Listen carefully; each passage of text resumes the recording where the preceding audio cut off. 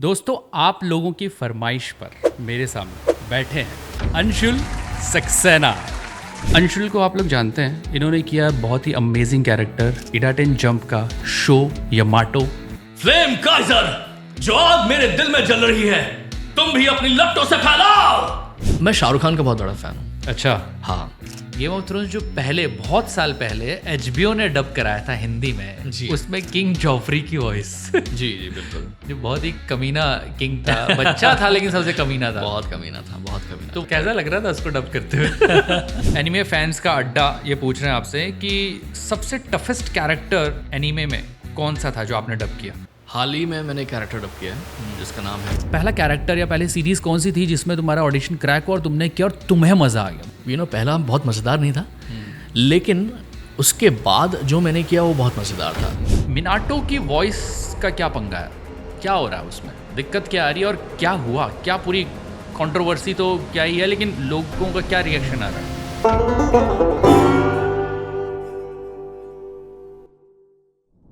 तो अंशुल को आप लोग जानते हैं, इन्होंने किया बहुत ही अमेजिंग कैरेक्टर इडाटेन जंप का शो यमाटो, ड्रैगन बॉल जी का ट्रंक्स और future Trunks. Bartender the glass of God में आपने किया है रयू सासाकुरा। टोक्यो 24th वार्ड में किया शूटा। हाईक्यू काफी फेमस एनीमे है जिसमें आपकी वॉइस है कागेयामा की। वन पीस में गोल्डी रॉजर, बाय बाय अर्थ में एडोनिस, ब्लू रॉक में रानसु कुनिगामी। भाई ये जो रानसुके कुनिगामी है और रयू सासाकुरा है, ये आपका काफी पसंद हो रहा है। आपको आपके काफी फैंस हैं जिन्होंने क्वेश्चन भी भेजे हैं इसके रिगार्डिंग। जी। ब्लैक क्लोवर में मैग्ना, जी। जो हमने साथ में किया, बिल्कुल। अमेजिंग कैरेक्टर आपने डब किया। वो विंड ब्रेकर में सुगेरा। ये तो मैंने सिर्फ एनीमे कैरेक्टर्स की बात की है। अंशुल से हम बात करेंगे उनकी डबिंग जर्नी की, कैसे उन्होंने अपनी वॉइसिंग जर्नी शुरू की, कैसे एनीमे के, आपको पता है आपके एनीमे के बहुत फ़ैन हैं, कितने हमारे सब पॉडकास्ट में सब ने बोला है कि अंशुल सर को बुलाओ, अंशुल सर को बुलाओ। क्या कर दिया तुमने एनीमे में भाई? मैंने कुछ नहीं किया, बस ये कह सकते हैं कि ये मेरे फैंस का प्यार है, मेरे डायरेक्टर्स का, मेरे को आर्टिस्ट का, उनका सपोर्ट है और मेरी फैमिली का सपोर्ट है। कुछ अच्छा करना चाहता हूँ ज़िंदगी में, ऐसा जो लाइफ में इम्पैक्ट करे। इम्पैक्ट एज एन कुछ पॉजिटिव इम्पैक्ट। करेक्ट। हमारे लिए एज एन आर्टिस्ट इम्पैक्ट होता है ऑडियंस को एंटरटेन करना। तो मैं भी कुछ ऐसा करना चाहता हूँ जिससे लोगों का मनोरंजन हो, उन्हें अच्छा लगे। ये जो एक्टिंग का जो कीड़ा काटा था, सबसे पहले कब काटा था, कैसे शुरू हुआ ये मेरे को बताइए। तो ये तो बहुत एक्चुअली बचपन से ही मुझे ऐसा लगता था कि एक्टिंग एक ऐसी चीज़ है जो मैं करना चाहता हूँ। अच्छा। जिसके लिए मैं पैदा हूँ। ये कब लगा सबसे पहले? मैं शाहरुख खान का बहुत बड़ा फ़ैन हूँ। अच्छा। हाँ, तो बचपन में उसकी फिल्में देखी थी मैंने, बाजीगर और भी जो पहले हिट्स हुई थी वो सब देखता था मैं। और पता नहीं, मैं ऐसा था कि बहुत इंक्लाइंड था टूवर्ड्स एक्टिंग, इन सब चीज़ों के लिए। बट मुझे असली मौका मिला मेरे डैड की वजह से। अच्छा। 10th के बाद हर कोई चाहता है कि थोड़ा बाहर जाके दुनिया को एक्सप्लोर करूं, देखूं क्या काम है, मेरे लिए क्या हो सकता है या मैं क्या कर सकता हूं। ऐसे मैंने भी कोशिश की। डैड बहुत पहले यूटीवी के साथ एसोसिएटेड थे, फिर वो एक दिन मुझे एक स्टूडियो में ले गए जहां पर मैंने देखा कि डबिंग्स चल रही हैं। अच्छा। बहुत सारे बढ़िया कलाकार आ रहे हैं, अपना काम कर रहे हैं और बहुत बेहतरीन तरीके से काम कर रहे हैं, जिनको देखकर मैं अमेज था। अच्छा, यहाँ पर मैं रोकना चाहूँगा। डैड यूटीवी से एसोसिएटेड थे। डैड क्या करते थे? जिनको नहीं पता उनको आप बता दीजिए। मेरे dad my dad is a dubbing director.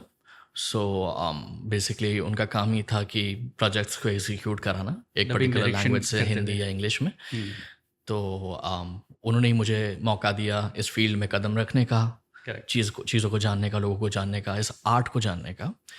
तो वहाँ से ही मेरी जर्नी शुरू हुई। मैंने लोगों को देखा, उनके टैलेंट को देखा। ये 10th के बाद? ये 10th की बात। 15 साल के थे आप? 15-16 साल के? करेक्ट। तब मैं अराउंड 15-16 ईयर्स ओल्ड रहूँगा। तो मैंने देखा लोगों को करते हुए कि एक से एक आर्टिस्ट आ रहे, नचिकेत, नेशमा जी, परी, प्रसाद बर्वे। उस टाइम पे फेमस, मतलब इनके पास इतना काम हुआ करता था जिसकी कोई हद नहीं है। द मोस्ट वांटेड आर्टिस्ट ऐसे थे। तो कमाल की डबिंग करते थे ये लोग। And I was amazed to see कि भाई क्या काम करते हैं ये लोग। एंड मेरे मन में ऐसा था कि क्या मैं कर सकता हूँ ये सारी चीज़ें, बट मुझे डाउट था कि नहीं यार, ये सारी चीज़ें तेरे नसीब में नहीं है, तू अच्छा, नहीं बन पाया। ऐसा क्यों लगता था? पता नहीं, आई डोंट नो, मुझे ऐसा लगता था कि कॉन्फिडेंट नहीं था उतना मैं अपने बारे में कि शायद ये सारी चीज़ें मेरे नसीब में होंगी या मुझे मिल पाएंगी या मैं बन पाऊंगा कि नहीं। तो और चाहते थे तुम, है ना? चाहता था मैं अंदर से, पर पापा ने मुझे बोला करके कि ये कैरेक्टर है, ट्राई करो अंदर जाके। मैं माइक पे गया और माइक पे गया और बोलने गया, तो फिर पता नहीं क्या हो गया, नर्वस हो गया, लाइनें निकल रही, सिंक नहीं हो रहा, ब्लोज आ रहा है, कैरेक्टर नहीं पकड़ पा रहा हूँ। अच्छा, आधे घंटे तक मशक्कत चली, हो ही नहीं पाया कैरेक्टर। बहुत दुख हुआ मुझे। नहीं वो तो फर्स्ट टाइम भी था तो। हाँ, बहुत दुख हुआ मुझे, थोड़ा सा आँख में आंसू भी आ गए अच्छा, कि मैं नहीं कर पाया, पापा करवा रहे थे, नहीं कर पाया। फिर मैंने कोशिश की, अगले दिन मैंने प्रैक्टिस की, स्क्रिप्ट लेके प्रैक्टिस की, पायलट सुना, जो ओरिजिनल ऑडियो रहता है उसे सुना, प्रैक्टिस की। 2 दिन के बाद आगे वही कैरेक्टर मैंने 1 घंटे में तकरीबन निकाल दिया। अच्छा, हाँ, और ये फर्स्ट डब था तुम्हारा? This was my first dub. कौन सा कैरेक्टर था, कौन सा शो था, कुछ याद है? कोई बड़ा ही शो था, कैरेक्टर मुझे याद नहीं है, कैरेक्टर कोई छोटा सा इंसिडेंटल कैरेक्टर था। फिर वहाँ से मैं छोटे छोटे कैरेक्टर्स करके वहाँ से मेरी जर्नी शुरू हुई। ओके। फिर उन दिनों की बात है, एक प्रोडक्शन हाउस हुआ करता था VGB करके, अंधेरी ईस्ट में, सीप्स में। तो वहाँ पे एक निकलॉडियन का शो आया था, कजिन स्कीटर नाम से। ओके। तो वहाँ पे एक मेन लीड में कैरेक्टर था, एक अमेरिकन अफ्रीकन लड़का था। उसके लिए मुझे ऑडिशन देने के लिए बुलाया गया। मैं उधर गया, ऑडिशन दिया मैंने, और मुझे डर भी लग रहा था कि मेरी आवाज़ मैच कर रही है इस कैरेक्टर से, तो ऐसा ना हो कि मैं अप्रूव हो जाऊँ। अप्रूव हो गया तो मैं करूँगा कैसे? अच्छा। तो मैंने ऑडिशन तो दे दिया, और करीब 1-10 दिन के बाद मुझे पता चला कि मेरी वॉइस अप्रूव हो गई उस कैरेक्टर पे। अप्रूव हो गई, खुशी भी थी और डर भी था कि परफॉर्मेंस और चीज़ें करनी है, जिम्मेदारी है भाई, और I have to live up to it. तो उस दरमियान मैं कुछ बहुत ही लेजेंडरी लोगों से मिला, जैसे कि Shawn D'Costa, Anita ji, Mukesh Pandey, Brian, and और भी जितने भी BGP के लोग थे। उन लोगों ने मेरे को बोला करके कि तुम्हारी आवाज़ बहुत अच्छी है अंशुल, फर्स्ट एपिसोड डब होने के बाद। पर उन्होंने मुझसे एक सवाल पूछा, इतना डर के क्यों डब कर रहा है यार? अच्छा। तो मेरे दिमाग में था कि हाँ, मतलब थोड़ा डरा हुआ तो लग रहा हूँ मैं, but I try to work on it. मेरे जो साथ में जो लीड कर रहे थे वो थे सौम्या दान, जो कि ओरिजिनल वॉइस थे स्पाइडरमैन की। Correct. Wonderful, what a wonderful artist and wonderful man he is. Correct. बहुत कुछ सीखा मैंने उससे। करेक्ट। वो 26 एपिसोड तो मैंने कैसे निकाले। उसके बाद से मैं इंडिपेंडेंटली काम करना शुरू किया मैंने इंडस्ट्री के अंदर। काफ़ी समय तक मैं स्ट्रगल करता रहा काम पाने के लिए, अच्छे से काम करने के लिए। कभी भी स्टूडियो में जाता था, शायद 1-2 लाइन अच्छे से नहीं कर पाया, या कहीं पे फंबल आ गया, या क्लैरिटी नहीं दे पाया, या कोई परफॉर्मेंस अच्छे से नहीं दे पाया। तो रात को सोने से पहले मेरे दिमाग में वो चीज़ चलती रहती थी कि भाई ये काम मैं ठीक से नहीं कर पाया, कैसे कर सकता था, ये कैसे बेटर हो सकता था। ऐसा कई रातों तक चलता रहा मेरे दिमाग में। और ये इस दौरान तुम्हारी उम्र क्या थी? इस दौरान मेरी उम्र थी 18 साल। अच्छा, मतलब वो जब तुम पहली बार तुमने माइक फेस किया उसके 2-3 साल गुजर चुके थे, है ना? 18 साल हो गया था तुम्हारा। ठीक है। तो काम तो मिल रहा था, लेकिन मैं अपनी सेटिस्फैक्शन से जितना मैं करना चाहता था हो नहीं पा रहा था, ड्यू टू सम और the other reason. Maybe शायद लैक ऑफ लर्निंग था, या अभी भी एक्सप्लोर करना बाकी था, या जो भी था। Over a period of time मैंने और लोगों को देखा कि वो कैसे करते हैं चीज़ें। मैंने टीवी पे भी सुना, बहुत सारी चीज़ों मैंने देखा, सुना, समझा। कैसे क्या क्या करते थे तुम? अगर, क्योंकि मैं ये इसलिए पूछ रहा हूँ क्योंकि अभी भी काफ़ी लोग क्वेश्चंस पूछते हैं, आप लोग जैसे जानना चाहते हैं कि जब कुछ हम शुरुआत कर रहे हैं, नए आर्टिस्ट जो हैं, जो बनना चाहते हैं, जो वॉइस ओवर या डबिंग्स करना चाहते हैं, उनको सेल्फ लर्निंग कैसे हो? तो तुमने क्या क्या फॉलो किया था उस दौरान, ज़रा बताओ। एक चीज़, सबको ऐसा लगता है कि मेरी आवाज़ बहुत अच्छी है। आवाज़ सबकी अच्छी है, सबकी आवाज़ स्पेक्युलर है, यूनिक है, अपने एक अलग क्वालिटी होती है। बट हमें सीखना होता है कि हमें डिलीवर कैसे करना है। करेक्ट। हमें जो आता है उसके अलावा और हम क्या सीख सकते हैं, और कैसे सीख सकते हैं, ये बहुत बड़ा सवाल है। कैसे सीख सकते हैं? ये दूसरों से देख के। जब दूसरा कोई सीनियर आर्टिस्ट माइक पे डब करता है, अगर हम थोड़ा पीछे बैठ के स्टूडियो में देखें कि वो कैसे डब कर रहा है, तो हमें बहुत कुछ सीखने को मिल सकता है। बिल्कुल। कि ये पर्टिकुलर वर्ड कैसे बोला उसने, ये पर्टिकुलर लाइन कैसे एक्सप्रेशन में बोली, जो हम नहीं बोल पा रहे थे। तो ये सारी चीज़ें, इसके अलावा टीवी, यूट्यूब पे या फिर और भी OTT चैनल्स हैं जहाँ पे डब्ड कंटेंट चलता है।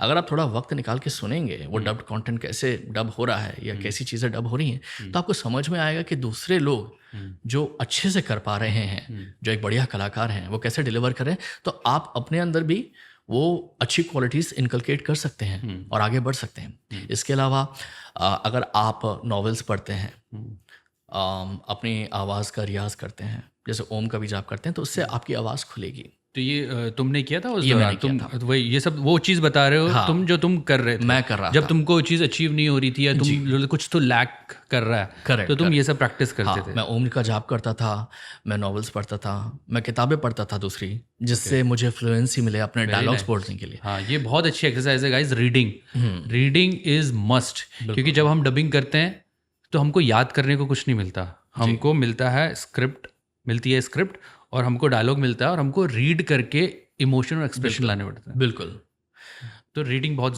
ज़रूरी है। और एक चीज़ अंडरस्टैंडिंग भी ज़रूरी थी। जब आपके सामने एक स्क्रिप्ट आती है तो खाली आप अपने डायलॉग ना पढ़ें, आप थोड़ा ऊपर भी पढ़िए, करेक्ट, थोड़ा नीचे भी पढ़िए, Content देखिए को तो सही समझिए। मामला क्या चल रहा है, बिल्कुल। और उसके हिसाब से आप सही एक्सप्रेशन देंगे। तो ये सारी चीज़ें है ना, हमें करनी होती है, लेकिन हमारे पास ज़्यादा समय नहीं रहता है। तो कैसे करेंगे हम ये? हम ऐसे करेंगे कि हम इसकी प्रैक्टिस करेंगे। जब हम इसकी प्रैक्टिस करेंगे तब हमें टाइम कम लगेगा। करेक्ट। तो तभी आप एक बहुत सारी चीज़ों का कॉम्बिनेशन होता है एक अच्छा आर्टिस्ट बनने के लिए।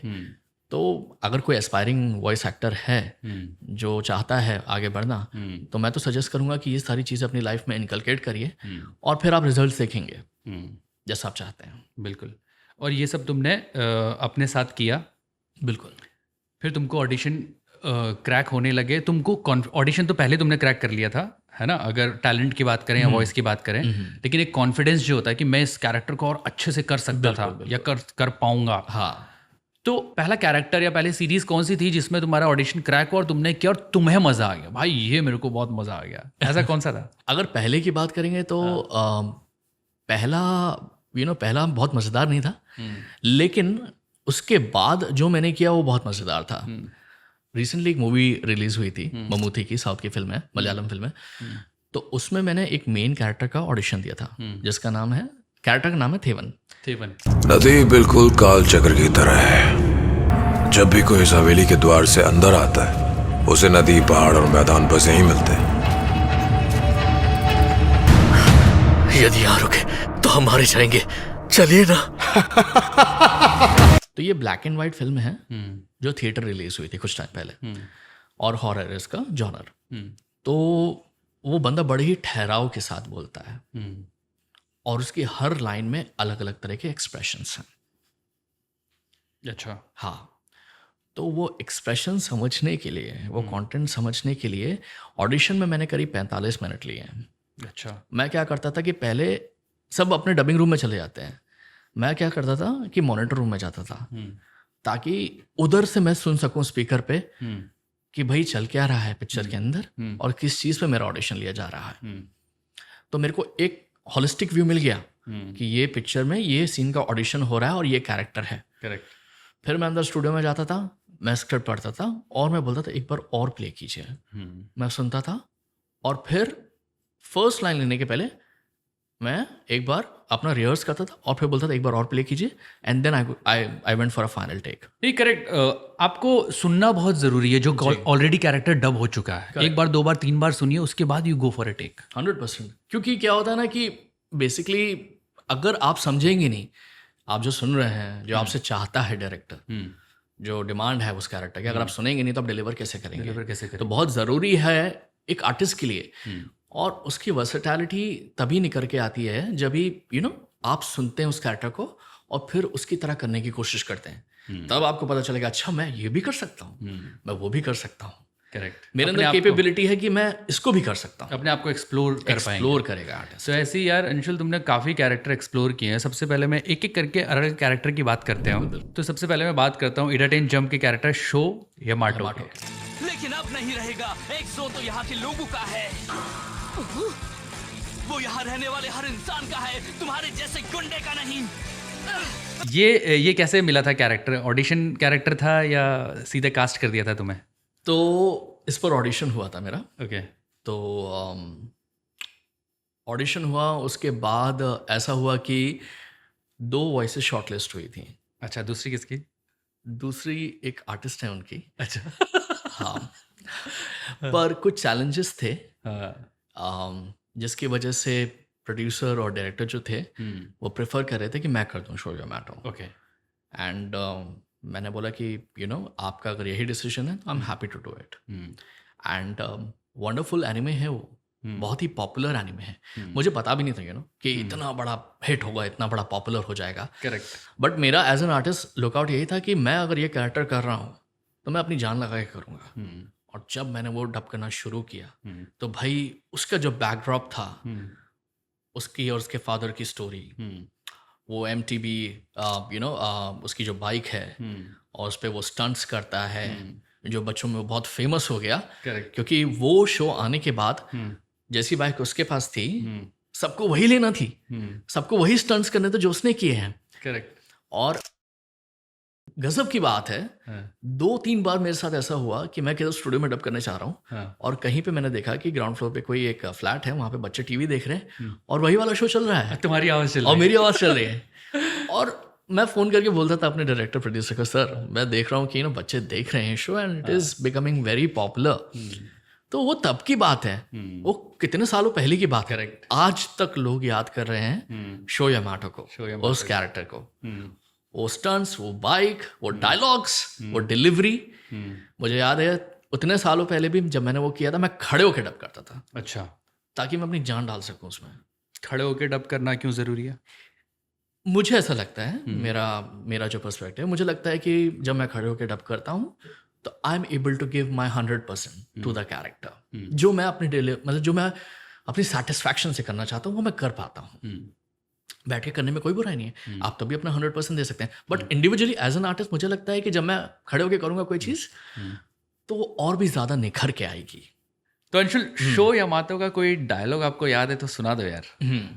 एक्चुअली उसका जो एक पंच लाइन था वो ये है, कुछ मुझे ठीक से याद नहीं, लेकिन मुझे जो याद है, फ्लेम काइजर, जो आग मेरे दिल में जल रही है तुम भी अपनी लपटों से फैलाओ। ओ भाई, ऐसा कुछ था यार। जैसे वो होता है ना, क्या कहते हैं, वो हमारे पीछे जो खड़ा कैमरे के पीछे, उसके गूज़बम्स आके कह रहा है।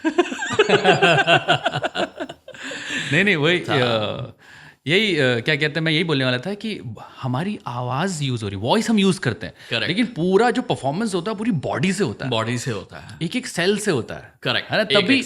तभी वो क्या कहते हैं, जब हम वॉइस देते हैं, हाँ. जैसे आपका ये कैरेक्टर अमेजिंग, लोगों को इतना पसंद आया, इतना पसंद आया, है ना, और वो उसमें जान आ गई। हाँ जी, बिल्कुल आ जाती है। और क्या कहते हैं, कुछ चैलेंजेस रहे, क्योंकि एनीमे में अक्सर कैरेक्टर ऐसे होते हैं जिसमें आपको बहुत चिल्ला के बात करनी पड़ती है, सुर ऊपर रहता है। तो इसको शो यामातो को करने में कोई चैलेंजेस आए आपको? कभी वॉइस बैठ गई, आवाज़ बैठ गई, ऐसा कुछ हुआ?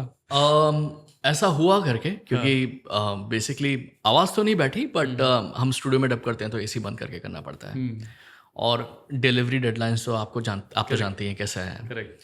तो हम कभी कभी 5 एपिसोड साथ में अगर डब कर रहे हैं, मेन लीड कैरेक्टर है, एक एपिसोड 22 मिनट का है, और अगर हम डब कर रहे हैं विदाउट एसी तो कितना तरबतर हो जाते थे हम पसीने से, हम सब जानते हैं ये बात। राइट।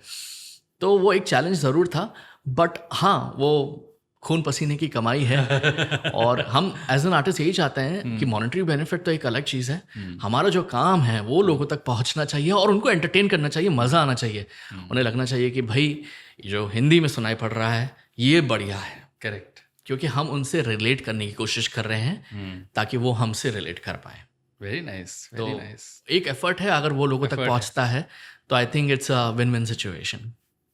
और क्या कहते हैं, ऐसा हर आर्टिस्ट नहीं सोचता है, बट अक्सर ज़्यादातर लोग ऐसा सोचते हैं, और उनकी परफॉर्मेंस, जो ऐसा सोचते हैं उनकी परफॉर्मेंस जो सुनने वाले होते हैं उन तक पहुंचती है, उस कैरेक्टर में दिखती है।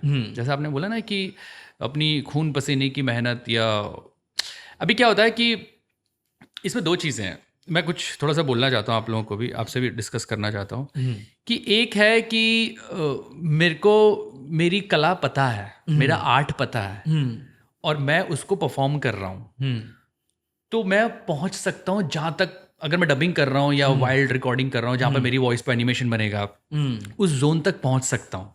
कभी कभी क्या होता है कि मेरे को कैरेक्टर नहीं पता होता है इन टर्म्स ऑफ मेरे को एक्टिंग में थोड़ा सा मैं लैक कर रहा होता हूँ करेक्ट तो वो चीज़ वहाँ तक पहुँचने में और ज़्यादा मेहनत लगती है करेक्ट और ज़्यादा आपको एफर्ट डालने पड़ते हैं तब भी मुश्किल होता है लेकिन तभी पहुँच पाता है इसीलिए जैसे आपने ये डायलॉग बोला पूरा शिद्दत से पूरे अंदर एनर्जी से इसलिए मैं सबको बोलता हूँ कि वो एक्टिंग करनी बहुत ज़रूरी है वॉइस एक्टिंग के लिए भी मतलब वॉइसिंग के लिए भी बिल्कुल you should know the acting part बिल्कुल। और इसमें ना अमित मैं एक और चीज़ मेंशन करना चाहूँगा, इसमें बहुत सारा क्रेडिट हमारे डायरेक्टर्स हमारे इंजीनियर्स को भी जाता है जो बाहर बैठ के सुनते हैं और कहते हैं सर आ तो रहा है लेकिन थोड़ा सा इसमें ये कमी हो गई है या वैसा साउंड नहीं कर रहा है उतना सटल साउंड नहीं कर रहा है या उतना एग्रेसिव साउंड नहीं कर रहा है या उतना प्लेफुल साउंड नहीं कर रहा है। करेक्ट।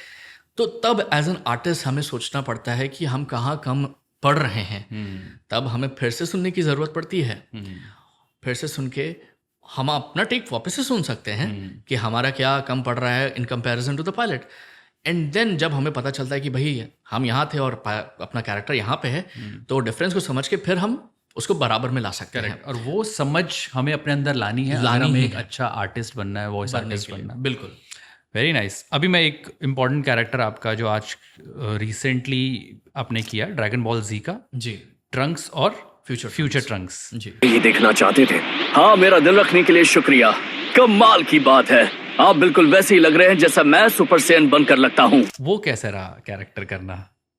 भाई मैं तो बोलूँगा करके कि वो कैरेक्टर करने में सिर्फ ऑडियंस को नहीं मुझे भी गूज बम्स आते हैं। इतना पावरफुल कैरेक्टर है इतना पावरफुल कैरेक्टर। उसकी कुछ क्वालिटीज़ ऐसी हैं जो मेरे अंदर है। अच्छा। जैसे गलत के खिलाफ लड़ना, अच्छाई के लिए लड़ना, अपने लोगों के लिए लड़ना और चीज़ों को सिंपल रखना।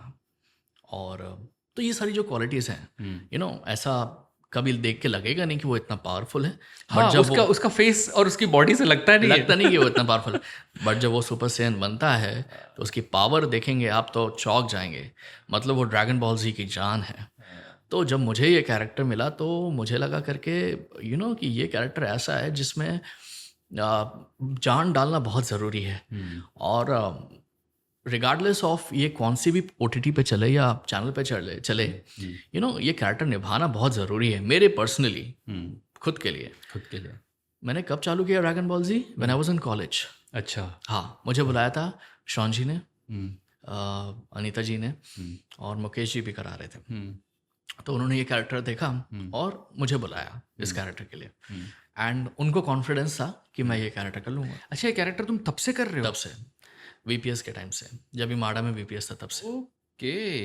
मुझे लगा अभी, लेकिन रिसेंट एक नया सीजन आया ना अभी, रिसेंटली नया सीजन। तो मुझे लगा अभी इस बार से तुम करो। अच्छा, ये तुम्हारा पुराना कैरेक्टर है? बहुत पुराना कैरेक्टर। अमेजिंग यार।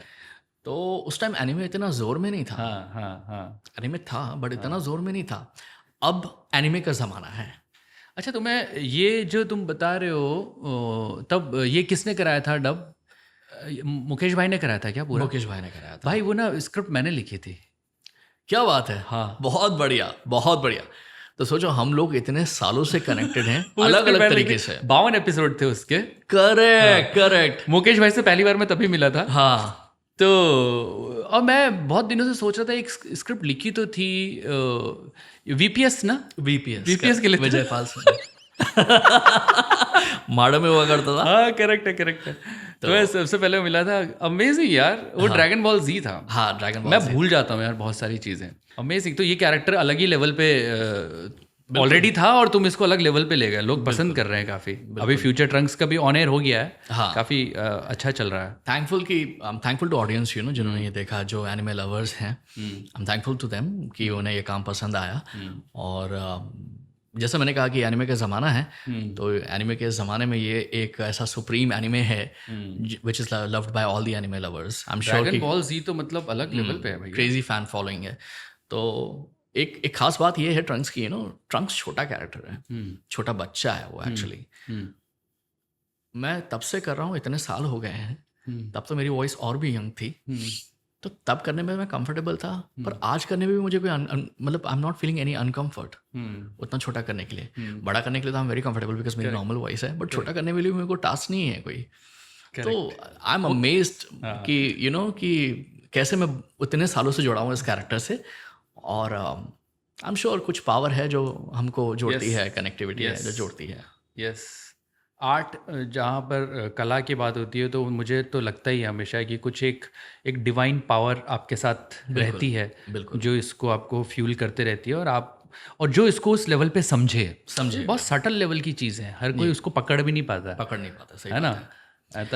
तो क्या कहते हैं, जब आप परफॉर्म करते हो चीज़ें, तभी आप कभी कभी ना जोन बदल देते हो अपना, आप चले जाते हो कैरेक्टर के साथ, चले जाते हो, क्योंकि you have to get into the skin of that character. Have you ever notice something like this? आप किसी चैलेंजिंग कैरेक्टर को डब कर रहे हैं, शुरुआत में आप स्ट्रगल कर रहे हैं, but after 1 hour or so you're comfortable doing that character. Yes, होता है। मेरी शुरुआती सीरीज थी एक डिज्नी के साथ, मैंने की थी ज़ीक एंड लूथर। तो फेमस है, बहुत फेमस है। तो ज़ीक की वॉइस मेरी अप्रूव हुई थी। मेरे साथ सेम सिचुएशन हुई थी अंशुल, जो तुमने बोला ना कि अप्रूव तो हो गया है, और उसके इतने लंबे लंबे एक पैरा के डायलॉग, और वो कैरेक्टर कैसा था, वो अपने यूनिवर्स में तो बात करता ही है, वो थर्ड वॉल से ही बात कर रहा है, कैमरा से ही बात कर रहा है, मतलब ऑडियंस से ही बात कर रहा है ना, कि मेरे साथ ऐसा हो गया, लूथर ने ये किया, मैं सोच रहा हूँ उसको ऐसा करूंगा, और लंबे लंबे डायलॉग। करेक्ट। भाई मेरी ना फट जाती थी, यार इसको कैसे करूंगा डायलॉग देख के। लेकिन हम क्योंकि थोड़ा सा सीखे हुए थे, रीडिंग अच्छी थी, परफॉर्मेंस में स्ट्रगल शुरू में होता ही है, क्योंकि माइक के साथ चीजें, तो मेरी भी हालत ऐसी हुई थी भाई कैसा। लेकिन 1 एपिसोड 2 एपिसोड के बाद वो कैरेक्टर ना मतलब मक्खन की तरह निकल गया हो जाता है। क्योंकि वो इसलिए होता है क्योंकि आप इतनी शिद्दत से उस कैरेक्टर के पीछे लगते हैं, उसको समझते हैं, मेहनत करते हैं। बिल्कुल। तो ये बिल्कुल आप सही बोल रहे हो कि शुरू में जो स्ट्रगल होता है, बाद में वो उतना स्मूथली निकलता है, क्योंकि आप वो स्ट्रगल इसलिए लगता है क्योंकि आप उसको बेस्ट करना चाह रहे हो। बिल्कुल है ना। और मैं तो सोचता हूँ कि हर आर्टिस्ट जिसके अंदर भी, जो अंदर से कलाकार है, वो सेम सोचता है जैसा मैं सोचता हूँ। हमारा काम हमारे पैसों से नहीं होता, हमारा काम हमारे मन से होता है। करेक्ट। एज एन आर्टिस्ट हमारा, जब हम अंदर स्टूडियो में जाते हैं तो हमारे अंदर का आर्टिस्ट बाहर निकलता है, और जब हम डिलीवर करते हैं, जब हम उसको 100% डिलीवर कर पाते हैं, तब हमें वो सेटिस्फैक्शन मिलता है when we walk out of the studio कि हमने अच्छा काम किया है। करेक्ट, बिल्कुल। So that is what an artist is. बिल्कुल। अभी रिसेंटली मैंने एक नेटफ्लिक्स पे एक सीरीज़ की, पता नहीं मैंने पहले बोला है कि नहीं इस बारे में, आने वाली है वो, तो वो लिमिटेड सीरीज़ है 10 एपिसोड की। उसका कैरेक्टर नाम मैं अभी नहीं लेता हूँ, बट उसमें मेरे को ऐसी जो सेटिस्फैक्शन वाली बात तुम कर रहे हो ना, उस कैरेक्टर को, उस एक्टर को मैं पहले डब कर चुका हूँ, कोरियन ड्रामा है, बट जब कोई सीन होते हैं, उस सीन को परफॉर्म करते हो, करेक्ट, है ना, उसके बाद जो मजा आता है ना, और क्योंकि कंटेंट इतना खूबसूरत रहता है कोई, उसके बाद जो ऐसा लगता है हमने ही परफॉर्म किया वहां पर। बिल्कुल। तो वो सेटिस्फैक्शन वाली जो तुमने बात की ना, वो नेक्स्ट लेवल पे है, वो नेक्स्ट लेवल पे है। वो हर आर्टिस्ट को अचीव करनी चाहिए, मैं तो बिलीव करता हूँ। और मजा आ जाता है, मजा आता है, फर्क नहीं पड़ता इसके कितने पैसे मिल रहे हैं, क्या पैसे मिल रहे हैं। हाँ, वो तो है भाई। इसलिए मेरे को डबिंग करना, मैं बहुत कम डबिंग करने लग गया, लेकिन मेरे को डबिंग करना इसलिए पसंद है क्योंकि वो सेटिस्फैक्शन लेवल वहाँ पर परफॉर्मेंस वाला जो सेटिस्फैक्शन वो मिलता है। बिल्कुल। और हम लोग वो अचीव करते हैं। लोग बोलते हैं ना कि बहुत सारे लोग बोलते हैं, अभी मैं कुछ दिनों पहले एक शूट कर रहा था, तो एक उसका होस्ट था, तो वो बोल रहा था, अबे तेरे को क्या करना है, डबिंग ही तो करनी जाके, तू क्या इतना टेंशन क्यों ले रहा है।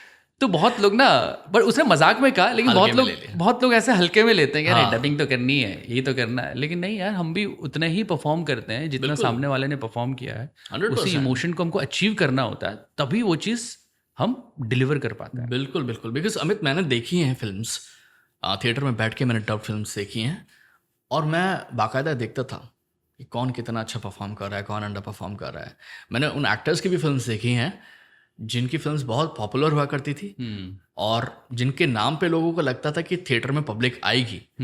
उनकी परफॉर्मेंस मैंने देखा है जाके थिएटर में, वर्सेस उनकी परफॉर्मेंस जो इतने पॉपुलर नहीं है, बट उन्होंने समा बांध दिया था थिएटर में। करेक्ट। उन्होंने ऑडियंस को बांध के रखा था। करेक्ट।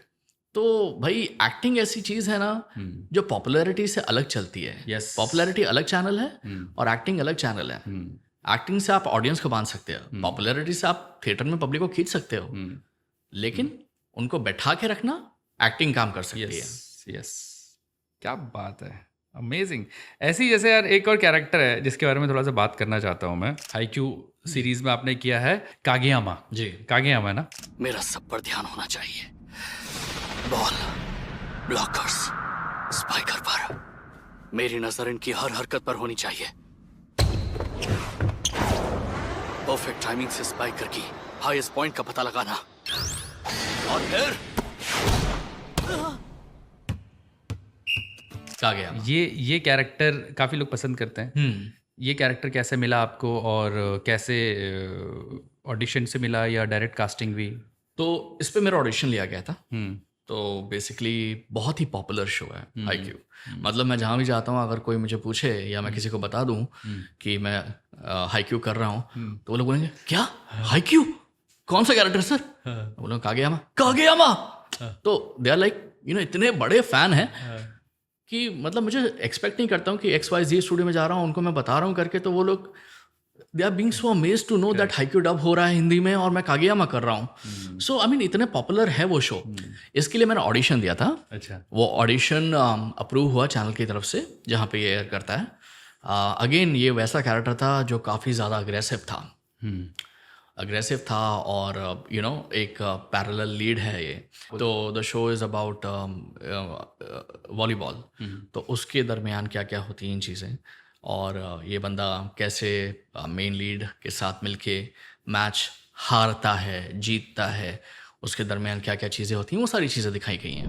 यार तुमने एक ऐसी पूछ रहा हूँ क्योंकि अभी वॉलीबॉल की बात हुई, एक शो तुमने किया है क्या मयूकी में रिकॉर्ड हुआ था, इनाजुमा 11? करेक्ट। लेकिन इनाजुमा ना मैंने मयूकी में नहीं किया। ये अभी हुआ था? नहीं, ये वर्ड्स में हुआ था, तुम्हें याद है? बाद में इनाजुमा। हाँ, वर्ड्स में भी गया था बाद में। बाद में नहीं, बहुत पहले क्या था। नहीं, मैं बताता हूँ, ये 2009-2010 की बात है, 8-9-10 की बात है। मैंने इसके लिखे थे 100 से ऊपर एपिसोड। बाद में फिर ये वर्ड्स में गया था शायद, जब रिकॉर्ड हुआ होगा, आई डोंट रिमेम्बर। अच्छा।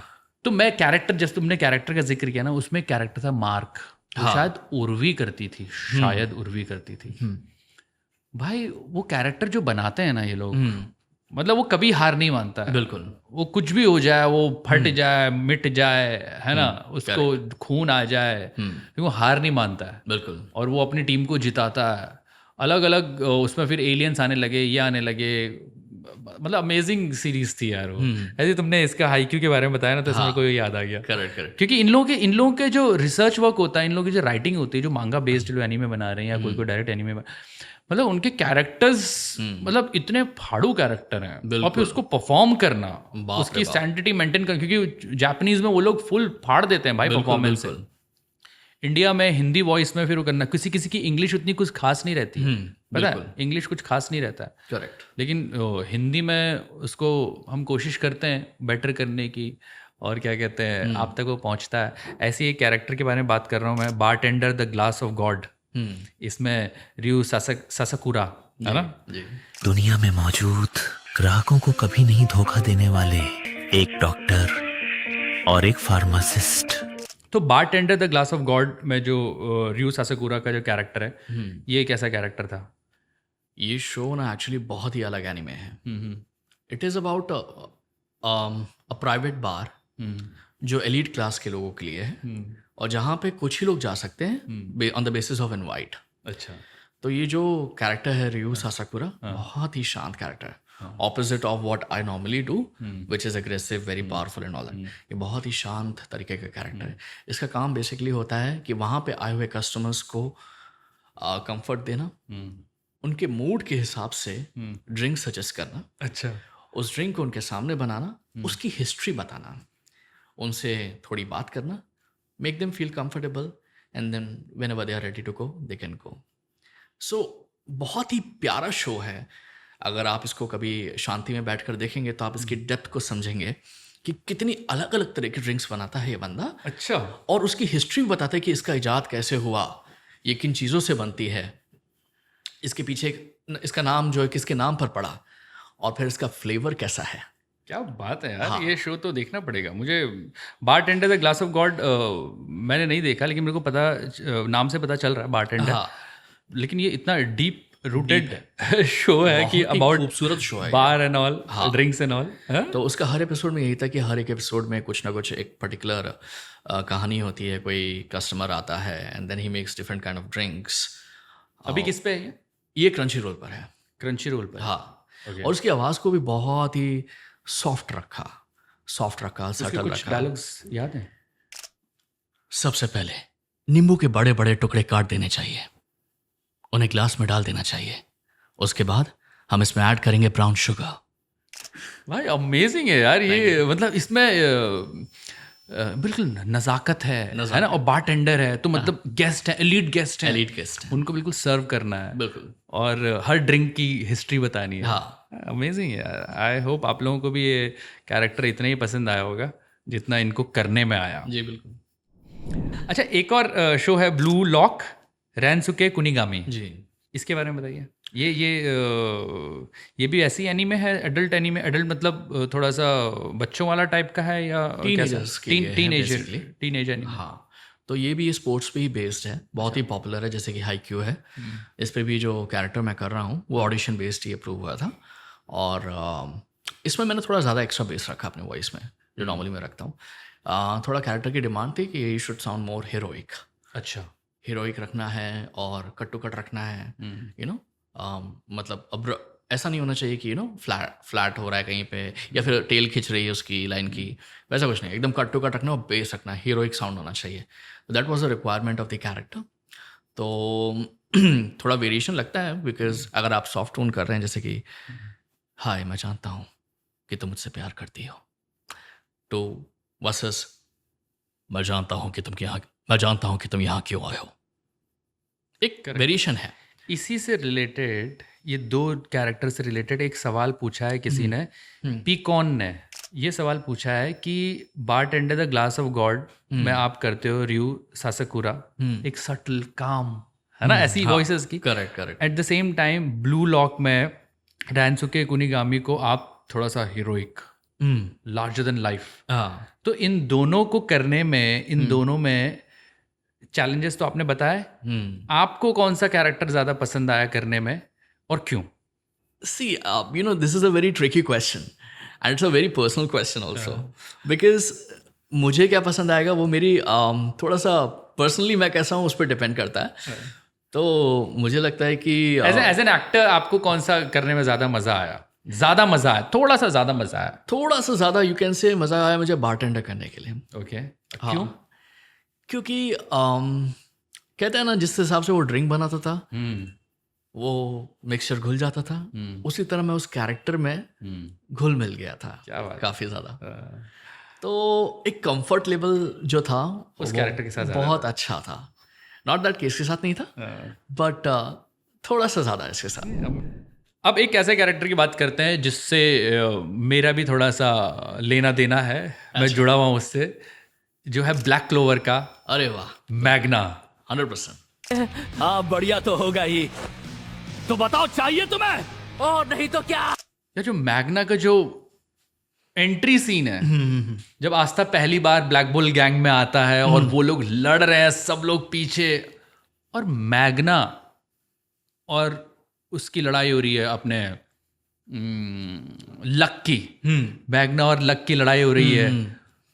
और मैंने जब देखा, मैंने बोला भाई ये तो कैरेक्टर बोले जा रहा है, पीछे चिल्ला के बोले जा रहा है। मैंने बोला कौन करेगा इसे? मैं अपने असिस्टेंट से बात कर रहा था, मैंने बोला भाई अंशुल को बुलाते हैं, अंशुल को फ़ोन करते हैं, अंशुल को पूछते हैं भाई ऐसा चिल्ला रहा है, क्योंकि मेरे को पता था तुम बहुत सारे कैरेक्टर ऐसे कर चुके हो जिसमें तुम चिल्लाते हो और कंफर्टेबली चिल्ला सकते हो, क्योंकि सिर्फ चिल्लाना नहीं है ये। हाँ, करेक्ट। ये परफॉर्मेंस में आपको शाउट करके बोलना है, डिलीवर करना है। करेक्ट।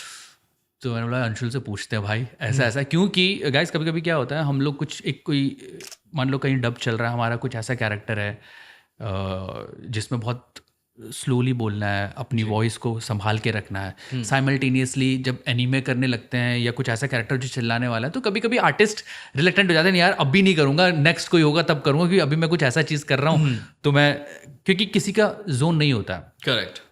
बट मैंने अंशुल से पूछा, अंशुल ने बोला भाई कर लेंगे, कोई टेंशन नहीं है। अंशुल आया, अंशुल ने किया एक एक टेक में सब। मैग्ना आप लोगों ने देखा है ब्लैक क्लोवर का, क्या ज़बरदस्त परफॉर्मेंस दिया अंशुल, मज़ा आ गया उसमें। Thank you so much. और लोगों को भी पसंद आया, जितने लोगों ने सुना सबको पसंद आया। बिल्कुल। तो मैग्ना करने का कैसा एक्सपीरियंस रहा तुम्हारे चिल्लाने में? बहुत बढ़िया था, मैं तो अमेज था। मतलब मैं तो मुझे ऐसा लगा कि अमित ने मुझे बुलाया है और अमित ने एकदम मतलब ऐसा कैरेक्टर चूज किया मेरे लिए जो मैं कर सकता था। तो I was surprised and I was amazed, you know, कि you knew what I was able to do, और जो मुझे चैलेंज भी कर सकता है और जो मैं अच्छे से निभा भी सकता हूँ. सो इस बात का मुझे बहुत अच्छा लगा and thank you very much for that. अरे नहीं, और वो कैरेक्टर इंपॉर्टेंट कैरेक्टर है, आगे भी है वो, क्योंकि वो आस्था का एक तरह से मेंटोर भी है. Correct. वो मस्ती भी करता है, वो अपनी शेकी भी बघाड़ता है. Correct, है ना. correct, at the same time वो क्या कहते हैं, इमोशनल है, चिल्लाता है, फुल ऑफ लाइफ है. Full of life. तो उसको करने का एक्सपीरियंस बहुत अच्छा था मेरा. I am very lucky and I am very happy कि मुझे ये कैरेक्टर करने को मिला, स्पेशली ब्लैक क्लोवर जैसे बड़े एनीमे में. And thanks to you, thanks to your team जिन्होंने मेरे साथ कोऑपरेट किया इस कैरेक्टर को करने में, क्योंकि मैं बहुत कंफर्टेबल था. नहीं, तुमने बहुत अच्छा डिलीवर किया और बहुत अच्छा आउटपुट आया उसका. एंड आई एम ग्लैड कि मतलब जो मैंने एफर्ट डाले वो आपको अच्छे लगे और ऑडियंस को भी अच्छे लगे. And yeah I think all good things happen to good people like you and me. Yes, true that. एक चीज के बारे में मेरे को बात करनी है आपसे. इन्होंने बिली मैंडी को बना दिया हड्डी मेरा बड्डी, हिंदी वर्जन कर दिया. उसमें आपकी वॉइस है बिली की. करेक्ट. तो बिली की वॉइस कैसी रही? मतलब ये पहले रन में किसी और ने किया था, जब इन्होंने ये कैरेक्टर इस शो को रिवैम्प किया, है ना, हड्डी मेरा बड्डी बनाया, तब you are doing Billy's voice. अभी हो रही है क्या? अब नहीं हो रहा. हाँ. तो पहली बार जब ये शो डब हुआ, कई सालों पहले की बात है, वर्ड्स में. अच्छा. तभी बिली राजू गावा करते थे. और मैं कोई उसमें शायद छोटा सा कैरेक्टर था, वो मैं करता था. कट टू कुछ सालों के बाद कार्टून नेटवर्क को लगा कि ये शो फिर से डब करते हैं. अब ये शो हो रहा था डब स्टूडियो VSX में. अच्छा. आदित्य सौरभ के पास. ओके.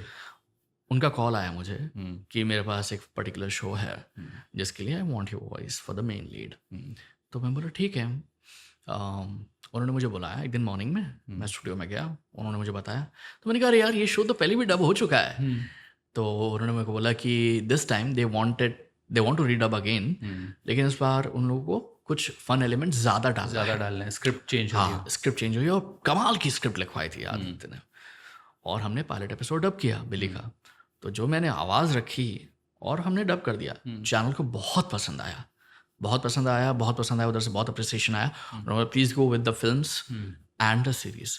उसके बाद हमने सारे एपिसोड डब किए, सारी फिल्म्स डब की उसकी. एंड भाई साहब क्या मज़ा आता था डबिंग करने में, बिकॉज क्या ही धमाल स्क्रिप्ट थी उसकी. Credit goes to the writer. बहुत बढ़िया लिखी थी. किसने लिखी थी? यशपाल ने लिखी थी क्या? यशपाल ने नहीं लिखी थी. देयर वाज एक स्पेसिफिक राइटर है जो खाली आदित्य के लिखते हैं कभी कभी. अच्छा. He is not very much into the dubbing field, but क्या ही क्रिएटिव राइटर है भाई वो. तो उसने लिखी थी. और स्क्रिप्ट जब अच्छी मिल जाती ना, परफॉर्म करने में अलग ही मज़ा आता है. वो बंदे ने क्या स्क्रिप्ट लिखी और हम लोगों ने हंस के डब किया. और जो आउटपुट निकलता था ना, लोग हंसते थे देखने वाले. तो भाई कमाल का शो था और बेहतरीन बन गया हिंदी डब होने के बाद. हड्डी मेरा बड्डी. और उसमें पैरेलल लीड में थी सोनल कौशल और हड्डी करते थे अपने क्या नाम है, संजय कैनी. अच्छा, संजय कैनी. हाँ, मजेदार, हिलेरियस बन गया था शो. हिलेरियस डूड, बहुत बढ़िया. इतनी सारी बातें हुई हमारी कैरेक्टर्स के बारे में, चीज़ें. एक शो है जिसमें आप काफ़ी वॉइसेस कर रहे हो और उसके बारे में बहुत सारी बातें हम करेंगे, जो है नारुतो. नारुतो में जैसे कांकुरो और नेजी आप करते थे. अभी रिसेंटली आपने मिनाटो भी किया है. और कोई कैरेक्टर भी कर रहे हो? फिलहाल तो मिनाटो ही है. मिनाटो. हाँ, ये शिपुडिन में है. हाँ, शिपुडिन में है. और इससे पहले जो सीजन आया था उसमें आप नेजी और कनकुरो कर रहे थे. आपको पता है नेजी मैंने ही किया था. हाँ? क्या बात कर रहे हो? कब? जब 12-15 साल पहले आया था नारुतो. बहुत पहले. I used to work with time and destiny then. अच्छा. तब उर्वी करती थी. हाँ, नारुतो. इन हाउस था, मैं तो इन हाउस आर्टिस्ट था. हाँ. तो मेरे को नेजी दे दिया था उन्होंने करने के लिए. और मुझे पता नहीं नेजी इंपॉर्टेंट कैरेक्टर, मेरे को पता ही नहीं नारुतो कोई ऐसी एनीमे में नया आया था. 8-9 की बात है, 7-8 की बात है. तो उर्वी करती थी नारुतो. मैं उसका म्यूजिक मेरे को बड़ा अच्छा लगता है नारुतो का. तो मेरे को कैरेक्टर देते नेजी. मेरे वन ऑफ द जो शुरुआती प्रोजेक्ट है इन हाउस करते थे तब हम. हाँ. तो नेजी कैरेक्टर मैंने किया था. तो मैंने देखा भाई अंशुल ने किया तो हमारी काफी सिमिलैरिटी है। निजी कैरेक्टर कितना मस्त है ना, बढ़िया सटल बिल्कुल इसी पे अंडरप्ले। मैं एक और सरप्राइजिंग फैक्ट बताता हूँ। बेंटन कौन करता है आज? संकेत करता है। हाँ, तब मैं नया नया आया था बेंटन, जब उसने शुरू किया जब ये शुरू हुआ था बेंटन, तब मैं करता था। तब तुम करते थे, करेक्ट। तब ये साउंड एंड विजन में होता था। साउंड एंड विजन में होता था, करेक्ट। I know. फिर वो टाइम इंडस्ट्री में चला गया, तो आई डोंट नो आगे क्या हुआ, आगे कहानी वो नहीं पता है। तो तुमने बेंटन के कितने एपिसोड्स किए थे? मैंने कुछ 26 या 52 एपिसोड किए थे, 2 सीजन किए थे मैंने बेंटन के। फिर उसके बाद क्या कहते हैं यहाँ आया, और फिर वो संकेत ने किया बेंटन। हाँ, करेक्ट। क्या कहते हैं, खैर coming back to the zone, Naruto. तो यार खैर नेजी का हमारा जो कनेक्शन है, हाँ, लेकिन अभी रिसेंटली मेरे को जब मैंने बोला सबसे कि यार अंशुल से हम बात कर रहे हैं, आप अपने सवाल भेजो, तो मैं और सवाल तो पूछूंगा, मेरे लिस्ट बना रखी है पूरे सवालों की, लेकिन एक पे थोड़ा सा बात करते हैं कि मिनाटो की वॉइस का क्या पंगा है, क्या हो रहा है उसमें, दिक्कत क्या आ रही है, और क्या हुआ, क्या पूरी कंट्रोवर्सी तो क्या ही है, लेकिन लोगों का क्या रिएक्शन आ रहा है? तो बेसिकली जब मैंने नारुतो शुरुआत से तो देखा नहीं है। एज अ वॉइस एक्टर हमारा काम होता है कि जिस काम के लिए हमें स्टूडियो में बुलाया जाता है वो काम करें थोड़ी देर के लिए, उसके आगे पीछे का थोड़ा बहुत समझें एंड जस्टिफाई करके डब करके हम लोग चले जाएं। बहुत बढ़िया बात बोली तुमने, करेक्ट। ठीक है, अब मुझे इस कैरेक्टर के लिए बुलाया गया मिनाटो, क्योंकि नेजी और कनकोरो काफ़ी एपिसोड से नहीं आ रहे थे। करेक्ट। तो उन्होंने मुझे बुलाया, मट्टू जी ने मुझे बुलाया और बोला कि ये कैरेक्टर करना है। अब मैंने वो कैरेक्टर कर दिया, पायलट सुन के, स्क्रिप्ट समझ के, आगे पीछे का सब सुन के मैंने कर दिया। कट्टू मेरे पास देख रहा हूँ कि इंस्टाग्राम पे मैसेजेस आ रहे हैं, जब एपिसोड रिलीज हुआ, ऐसा नहीं वैसा नहीं, आप नहीं कर सकते, वो नहीं कर सकते, ये नहीं, ये कोई और करता था, ऐसा वैसा सब मैंने पढ़े मैसेजेस वगैरह। और फिर मैंने मट्टू जी से बात की, मैंने कहा क्या सीन है मट्टू जी। निष्कर्ष ये निकला करके कि देखो हमें एपिसोड्स देने होते हैं एक पर्टिकुलर डेडलाइन में। करेक्ट। अगर कोई आर्टिस्ट आउट ऑफ टाउन है या अवेलेबल नहीं है तो उसके बदले कोई और करेगा, कोई ना कोई तो करेगा ही ना। बिल्कुल, हम रुक तो नहीं जाएंगे, बिल्कुल, क्योंकि अगर देंगे नहीं तो फाइन्स होंगे और उसके अलग फिर नतीजे निकलते हैं चीज़ों के। तो मैंने फिर से सुना जो कैरेक्टर मैंने किया था नारुतो, उसकी पायलट में जो आवाज़ हुआ, जो मैंने आवाज़ मैंने मैच कराई। बिल्कुल मैच है, मैंने भी सुना था। हाँ, मैंने मैच कराई। तो मुझे समझ में नहीं आया कि प्रॉब्लम क्या हो रही है। फिर मेरे को समझ में आया कि लोगों के जहन में शायद वो जो पहले करते थे उनके वो ज़्यादा उनको बेहतर साउंड लग रहे थे, या उनके जहन में वो बैठ गया था कि वही कर सकते हैं। पर मेरा लोगों से यही कहना था करके कि मैंने किसी को नहीं बोला करके कि ये कैरेक्टर मुझे करने दो। बिल्कुल सही बात बोली कि गाइस बहुत लोगों ने ऐसे क्वेश्चंस भी रेज़ किए हैं हमारे विचार एंड वाइब्स में भी, और सब लोग बोलते हैं कि उनको बोलो वो कैरेक्टर ना करें। ऐसा नहीं होता। सबसे पहले तो मैं आप लोगों को एक चीज़ बता दूं, देखो ये हमारा काम है, हम लोग का, हमको जो काम मिलता है हम काम करते हैं। बहुत सारी सीरीज़ होती हैं जो हमने देखी होती हैं, बहुत उससे भी ज़्यादा सीरीज़ होती है जो हमने नहीं देखी होती हैं, क्योंकि हमारे पास सीरीज़ देखने का टाइम नहीं, हम लोगों को अपना काम देखने का टाइम नहीं मिलता। बिल्कुल बिल्कुल, जो हमने डब किया होता है। बट अब जैसा कि अपना अंशुल ने कहा कि उनको पता नहीं था ये कैरेक्टर क्या कहते हैं किसने किया, क्या किया, हमको बुलाया गया काम करने के लिए, हमने काम किया, हम वहाँ से आ गए। ये अंशुल डिसाइड नहीं करेगा कि ये कैरेक्टर मैं करूँगा, ये कैरेक्टर मैं नहीं करूँगा। बिल्कुल बिल्कुल, ये कोई आर्टिस्ट डिसाइड नहीं करता है, ये डायरेक्टर डिसाइड करते हैं, ये प्रोड्यूसर्स डिसाइड करते हैं, चैनल डिसाइड करते हैं, है ना। और चैनल को क्या कहते हैं उसमें कोई दिक्कत नहीं हुई। आप लोगों ने बोला कि वॉइस वैसी नहीं है, ऐसी नहीं है, वॉइस पहले किसी और से करता था। मैंने खुद सुना जब आपने किया था ना अंशुल, तो मैं पहले बताऊँ क्या देख रहा था कि मिनाटो की वॉइस, मैंने बोला कौन, किसने किया मिनाटो, जरा मैंने सुनूं। मैंने सुना, मैंने बोला यार ये तो अंशुल ने किया है, और मैंने बोला साउंड तो अच्छा कर, परफॉर्मेंस अच्छी है, क्या दिक्कत है। तो यार गाइस मैं आपसे बोलना चाहता हूँ कि ऐसा मत किया करो कि ये वॉइस आप मत करो, ये मत करो। भाई हमारे हाथ में कुछ नहीं होता। हम जब आप लोग, कुछ लोग जॉब कर रहे होंगे, कुछ लोग कमा रहे होंगे, या कुछ लोग स्कूल में होंगे या कॉलेज में होंगे, जब आप बड़े होंगे, जब आप नौकरी पेशे वाले होंगे, तब आपको पता चलेगा काम की अहमियत। हमको जो काम मिलेगा हम काम करेंगे because we love our work, irrespective of whatever character is assigned to us. हमको बोला गया, हमको डायरेक्टर ने, प्रोड्यूसर ने बुलाया, ट्रस्ट करके बिल्कुल डिलीवर किया, वो हो गया। बिल्कुल। तो थोड़ा सा चिल मारो यार। और जब तुमने ये देख लिया है कि ये कैरेक्टर अंशुल ने किया है तो यू लव इट ना यार। अंशुल थोड़ी ना ऐसा है कि कुछ भी करके जा रहा है, अंशुल अच्छा कर रहा है, उस कैरेक्टर को जी रहा है। बिल्कुल बिल्कुल 100%। तो मुझे ये लगता है कि ये समझनी चाहिए आप लोगों को भी बात, थोड़ा समझो और उसके साथ जियो। बाकी वी लव यू ऑल। तो अंशुल के ड्रामा के बारे में बात करते हैं। सबसे पहले तो गाइस अगर आप लोगों को नहीं पता है, ऑस्कर विनिंग फिल्म, बहुत लोगों को पता होगा लेकिन जिनको नहीं पता है, ऑस्कर विनिंग फिल्म पैरासाइट की जो मेन लीड हिंदी वॉइस है वो अंशुल की वॉइस है जी। और अंशुल तुम्हें पता है क्या? हमारी वॉइस बहुत सिमिलर है। जब मैं नया आया था, अंशुल मेरे से पहले से काम करते हैं, तो जब मैं नया आया था स्टूडियोज़ में जाता था तो बोलते थे यार अमित तेरी वॉइस ना एक आर्टिस्ट है अंशुल उससे बड़ी मिलती है। मैंने बोला अच्छा सही है यार, मैं मिलूंगा कभी, अंशुल से ही मिलूंगा। तो शुरुआत में अभी जैसे मोहित की आवाज़ और मेरे से मिलती है, शुरुआत में मैं और अंशुल जब मतलब अंशुल पहले से कर रहा था, मैं जब आया तो मुझको काफ़ी लोग ने बोला कि अंशुल से वॉइस तुम्हारी मिलती है और हमारी मिलती है। कमिंग बैक टू पैरासाइट जब मैं देख रहा था, जब वो ऑस्कर वगैरह जीती थी, उसके बाद उसी दौरान हिंदी में डब हो चुकी थी, शायद पहले ही हो चुकी थी, आई डोंट रिमेंबर, बट मैंने बाद में देखी थी और तब हिंदी में आ चुकी थी। और मेरे को लगा यार ये तो मेरी वॉइस लग रही है पैरासाइट में, मेरे को मेरी वॉइस लग रही थी तुम्हारी वॉइस। काफ़ी अच्छी फिल्म है, काफ़ी अच्छा डब हुआ। कैसे मिला वो प्रोजेक्ट? उसके लिए ऑडिशन दिया था मैंने। अच्छा। मेरे एक बहुत ही क्लोज प्रोड्यूसर हैं, उनके पास ये फिल्म आई थी डब होने के लिए और he is very confident of me. तो ऐसे कभी भी क्रूशल कुछ चीज़ें आती हैं तो ही रिमेंबर्स मी। तो उन्होंने बुलाया ऑडिशन के लिए, आई थिंक 4-5 लोगों को बुलाया था ऑडिशन के लिए। ऑडिशन दिए और फिर मेरा अप्रूव हुआ and I got to know कि भाई ये ऑस्कर विनिंग फिल्म है and it's such a big project. तो इसको तो भाई मतलब जितनी डिटेलिंग में हो सकता है उतना डिटेलिंग में काम करना चाहिए।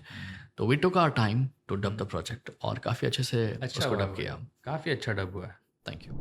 के ड्रामास की अगर मैं बात करूँ तो बिग माउथ आपने किया है जी। बैड प्रोसिक्यूटर काफ़ी फेमस के ड्रामा है वो जी। Suspicious Partner, Boys Over Flowers, Snowdrop में आपने गायरक चैन किया है। तो स्नो ड्रॉप सीरीज का थोड़ा एक्सपीरियंस बताइए, कैसा रहा? कैरेक्टर कैसा है वो? कैरेक्टर सटल है, थोड़ा सा अग्रेसिव है, मॉड्यूलेशंस हैं उसमें एंड उसको करने के लिए ना हमें सुनाई पड़ता है कोरियन कान में, ठीक है। अब कोरियन हमें समझ में तो आती नहीं है, हमें मिलती है हिंदी स्क्रिप्ट और सबटाइटल्स।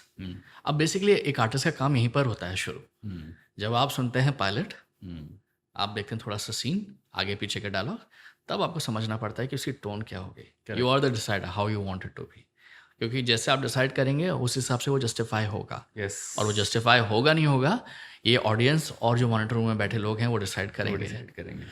तो मैंने सुना वो कैरेक्टर था, ज़्यादा बोलता नहीं था, लेकिन जब बोलता था तो उसमें बहुत वेरिएशंस थी और बहुत मीनिंगफुल बातें बोलता था। तो my job was to make sure कि भाई जो भी उसके मतलब हैं एक एक लाइन में 2-3 वेरिएशंस हैं वो आने चाहिए, लाइन परफेक्ट होनी चाहिए, एक्सप्रेशंस अपने एकदम कड़क होने चाहिए जैसे चाहिए। तो चैलेंजिंग बहुत था, लेकिन समझ के निकाला और लोगों को पसंद आया। तो बस यही था उसका। प्रोफेसर हान का क्या हुआ? बाकी साथियों ने अपने साथ ले जाएंगे। अब हम क्या करेंगे?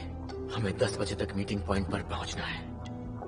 मैं ये हमारी काफ़ी बात हुई है, होती है, मतलब कभी मिल जाते हैं स्टूडियो में कभी, बट मैं अभी तुम्हारे साथ इतनी डिटेल में बात पहली बार कर रहा हूँ और मैं ये नोट कर रहा हूँ कि तुम हर कैरेक्टर को बहुत गहरे लेवल पे समझ के रिकॉर्ड करते हो, है ना? है ऐसा कुछ? हाँ बिल्कुल, समझना एक कैरेक्टर को गहराई में समझना बहुत ज़रूरी है, क्योंकि जब आप उस गहराई में उतरते हैं ना तभी जाके आप कंफर्टेबल होंगे उसे करने में। डबिंग के लिए भी बहुत ज़रूरी है। हाँ, तुम्हें मालूम है अभी तुमने थोड़ी देर पहले मेरे को बोला करके कि तुम जब आए थे इंडस्ट्री में तभी लोगों ने बोला करके तुम्हारी वॉइस अंशुल से बहुत मैच करती है। मुझे भी उधर से कुछ कमेंट्स आए थे, मालूम है क्या कमेंट्स आए थे बताऊँ? अब तेरी वॉइस वाला आ गया है। मैंने पूछा कौन? बोला अमित देवेंडी, एग्जैक्ट साउंड करते थे इधर। तो थोड़े टाइम बाद तेरा पत्ता कट अंशुल, ऐसा बोला? हाँ, सबसे लोग तो मैं हंसा, लेकिन तब मैं छोटा था, लेकिन मेरे दिमाग में ये बात तो थी, लेकिन मैं इसके बारे में सोचा, मैंने नेगेटिवली नहीं सोचा, मैंने पॉजिटिवली सोचा। मैंने कहा इवन दो उसकी और मेरी आवाज़ सेम है, बट हम डिलीवर तो अलग तरीके से करते हैं, हम चीज़ों को अलग तरीके से समझते हैं, अलग तरीके से पोर्ट्रे करते हैं। तो आवाज़ सेम होने से ज़रूरी नहीं कि एक आर्टिस्ट दूसरे आर्टिस्ट को काट देगा। a lot of things depends how you portray a particular character, how you deliver your dialogues. हम दोनों की आवाज़ सेम होगी, लेकिन अगर हम एक ही कैरेक्टर को, एक ही एपिसोड को, एक ही कैरेक्टर को 2 बार डब करेंगे तो देखेंगे कितना अलग साउंड होता है वो, आवाज़ सेम होने के बावजूद भी। सो देयर इज वो डिफरेंशिएशन हमेशा रहता है। इंडिविजुअलिटी होती है, हर पर्सनैलिटी अलग होती है, वॉइस सेम होने से कुछ नहीं होता है। इसलिए जैसे अंशुल ने कहा कि हर वॉइस रिकॉर्डिंग कर सकती है, हर वॉइस डबिंग कर सकती है, आपकी पर्सनैलिटी, आपका एक्टिंग क्या है वो मैटर करता है। तो हमारी वॉइस भी सेम थी। अभी क्या कहते हैं, ये मोहित आया, मोहित की वॉइस भी सेम है, मोहित और तुम्हारी वॉइस, मतलब हम तीनों की वॉइस मिलती है भाई। बहुत मिलती है। लेकिन मैटर करता है कि आप इंडिविजुअली कैसे परफॉर्म कर रहे हो, किस कैरेक्टर को कैसे निभा रहे हो, और तीनों काम कर रहे हैं। बिल्कुल बिल्कुल, अच्छी बात है कि हम तीनों काम कर रहे हैं और आगे भी काम करते रहेंगे। और ऐसा कुछ नहीं होता कि किसी का काम कोई ले लेता है, किसी का काम कोई, किसी की वजह से किसी का काम छिन जाता है। नहीं, ऐसा कुछ नहीं होता।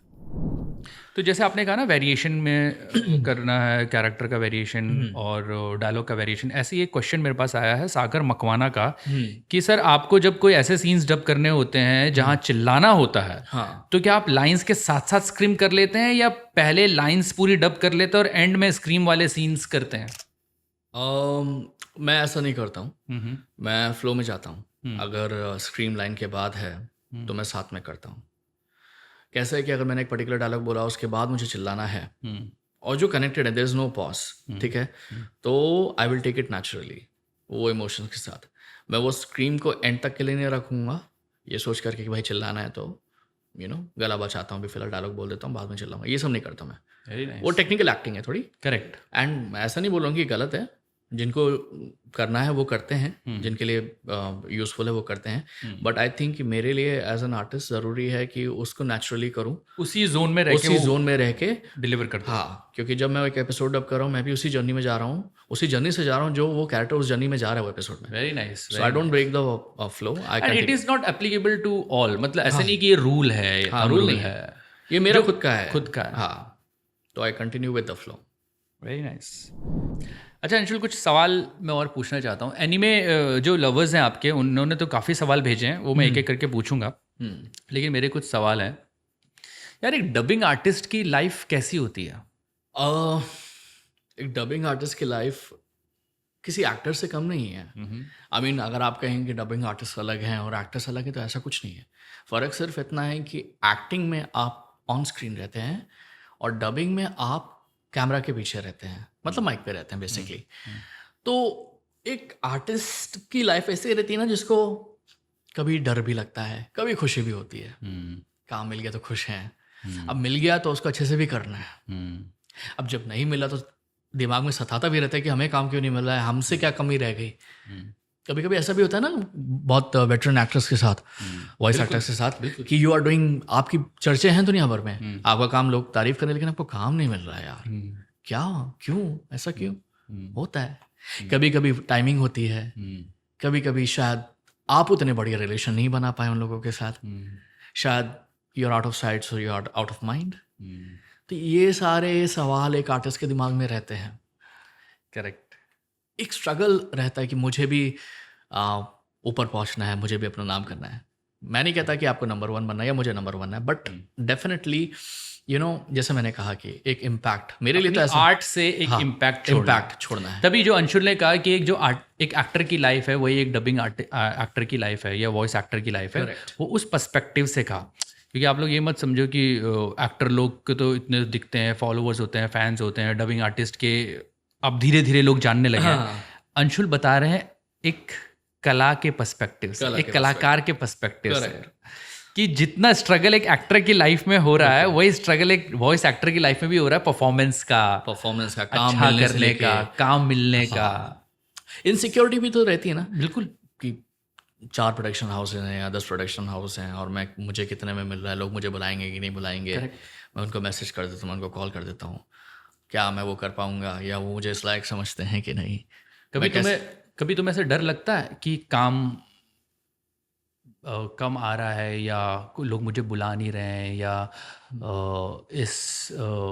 मतलब कोई टाइम पीरियड है यार इतना काम आया ही नहीं, ऐसा कभी कुछ ऐसा डर लगा या? बहुत ही नेचुरल है अमित। मुझे लगता है ना ये हर आर्टिस्ट के साथ होता है। जब एक दौर आता है हर आर्टिस्ट के ज़िंदगी में, जब उसको लगता है कि लोग मुझे बुला नहीं रहे हैं, मेरे पास काम नहीं है।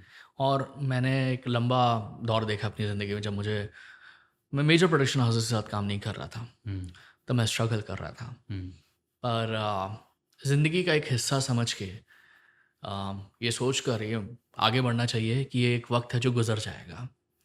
हमें अपना काम शिद्दत से करना चाहिए, बाकी ऊपर वाले पे छोड़ देना चाहिए। ऊपर वाले के बगैर एक पत्ता भी नहीं हिलेगा, उसकी मर्ज़ी के बगैर। तो वक्त आएगा तो डेफिनेटली आपको बुलाया जाएगा। अगर आपने अपने सारे एफर्ट्स डाल दिए हैं, फिर भी अगर आपके हिसाब से चीज़ें नहीं हो रही हैं, तो कोई बात नहीं, निराश ना हो। जब आपका वक्त आएगा तब चीज़ें आपके हिसाब से होंगी। जब आपका वक्त आएगा आपको ज़रूर बुलाया जाएगा। बिल्कुल। जब आपका वक्त आएगा आपको ज़रूर बुलाया जाएगा। क्या बात है। अभी ऐसा एक थ्रेट है एआई, आप मानते हो इसको थ्रेट एआई को? हाँ, थ्रेट Dubbing. है, पर सबके अलग अलग पॉइंट ऑफ व्यू हैं हमें इस बारे में। तो मुझे लगता है कि एआई जो एक ऐसी चीज़ है जिसे हम रोक नहीं सकते। बिल्कुल सही बात है। हाँ, हम रोक नहीं पाएंगे चाहे तो भी। तो वो आएगी और हमारा काम कम करेगी। As an artist, as technicians, as directors, producers, हमें क्या करना है, हमें ये देखना होगा अपॉर्चुनिटीज़। हम इस एआई के साथ मिलकर कैसे काम कर सकते हैं, अपने लोगों को कैसे एंगेज रख सकते हैं। ओके। हमें अनएम्प्लॉयड नहीं होना है, Yes. बट हमें तरीके ढूंढने हैं कि हम इसके साथ मिलकर भी कैसे काम कर सकते हैं। नए अपॉर्चुनिटीज़, नए एरियाज डिस्कवर करने होंगे जिसमें हम साथ में जुड़े रहें, हमारा एम्प्लॉयमेंट भी न जाए, और हम ज़िंदगी में आगे बढ़ें अपने करियर में विद एआई, क्योंकि किसी को रोकने से कोई रोका नहीं। करेक्ट, सही बात है। हाँ, और टेक्नोलॉजी से तो हम लड़ ही नहीं सकते हैं। तो हमको ये देखना होगा कि हम एआई के साथ कैसे अपना सामंजस्य स्थापित करें और बिल्कुल। उसके साथ आगे बढ़ें। बिल्कुल 100%। और कोई रास्ता है भी नहीं अनटिल अनलेस आप कोई और फील्ड चूज कर रहे हैं अपने लिए। यस। मैं देख रहा था कुछ दिनों पहले, अभी ग्रुप में बात हो रही थी कि भाई कोई और धंधा ढूंढना पड़ेगा हम लोगों को, कोई भाइयों कुछ मिलके कुछ नया धंधा खोल लेते हैं। हाँ, ऐसी बातें चल रही बिल्कुल। तो गाइस ऐसा है, जो नए रोज़ मैसेजेस आते हैं, है ना, कमेंट्स आते हैं कि वॉइस एक्टर बनने के लिए क्या करना है, तो भाइयों मैटर ऑफ कंसर्न है, क्योंकि AI will take over.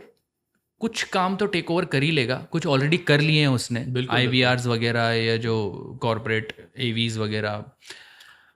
Future में डबिंग में चीज़ों में वही बचेंगे जो परफॉर्मर्स होंगे, जो अच्छी परफॉर्मेंस कर सकते हैं। बिल्कुल। तो जो भी जिनका भी ये सवाल होता है कि वॉइस एक्टिंग कैसे करें, वॉइस एक्टर बनने के लिए, डबिंग करने के लिए क्या करना है, आज भी मैं वही बोलूँगा। अंशुल से बात करके भी मुझे वही लग रहा है, अपनी परफॉर्मेंस पे ध्यान दो, अपनी कला को निखारो। बिल्कुल 100%। कला को निखारो, और कुछ इसका जवाब नहीं है। सिर्फ focus on your acting part, because this is acting. आज भी बोल रहा हूँ मैं, पहले भी बोल चुका है। अंशुल, आप कुछ कहना चाहते हैं इसमें? हाँ, देखिए मैं एक छोटा सा एग्जांपल शेयर करूँगा। कुछ सालों पहले मैं एज एन असिस्टेंट डायरेक्टर काम कर रहा था with Anand Mahendru. Okay. Anand Mahendru is the director of the famous show called देख बाय देख। तो उनके अंडर एक प्रोजेक्ट चल रहा था रंगरसिया, रणदीप हुडा अच्छा उसमें मेन लीड में था। हाँ, फिल्म हाँ, रंगरसिया। तो वो प्रोजेक्ट में मैं काम कर रहा अच्छा, यू वर देयर हाँ। इन डायरेक्शन टीम। हाँ। अच्छा। तो मेरे पास काफ़ी सारे एक्टर्स आते थे ऑडिशन देने के लिए, और मैं देखता था अच्छे दिखने वाले लड़के हैं, एकदम हैंडसम लड़के हैं, एंड दिल्ली से आया, हरियाणा से आया, साउथ से आया, कहीं से भी आया, and they have come specifically to act in Mumbai, acting का काम करना है। पर जैसे ही कैमरा ऑन हुए और एक्टिंग की बात है, वठुस एक्टिंग काम खत्म। मैं बोला भाई एक काम करने आए थे एक्टिंग का, वो भी नहीं हो रहा है अभी, अब क्या ही करें मतलब जिंदगी में। मेरा कहने का मतलब सिर्फ इतना है कि अगर आप एक्टर हो, भले ही एक्टर हो, वॉइस एक्टर हो, आप उसको इतनी इम्पोर्टेंस दें कि जब आप माइक के सामने जाएं या कैमरे के सामने तो इतनी शिद्दत से इतना बढ़िया करें कि आप जब वहाँ से जाएं तो आपको सेटिस्फैक्शन होनी चाहिए, और लोग एक बार आपको देख के कहने चाहिए बढ़िया काम किया इस बंदे ने। करेक्ट। और ये कब होगा? और ये तब होगा जब हम अपने अंदर देखेंगे, अपने अंदर का वो डर निकाल के अपने अंदर की कमियों को पहचानेंगे और उसे वर्क उस पर थोड़ी मेहनत करने की कोशिश करेंगे। एज एन आर्टिस्ट बहुत सारी चीज़ों का कॉम्बिनेशन आपको समझना पड़ता है। अगर मैं यहाँ पर बैठा हूँ तो मैं जो बोल रहा हूँ उसका इम्पैक्ट अमित पर क्या पड़ेगा, अमित क्या सोचेगा, वो भी मुझे समझना पड़ेगा।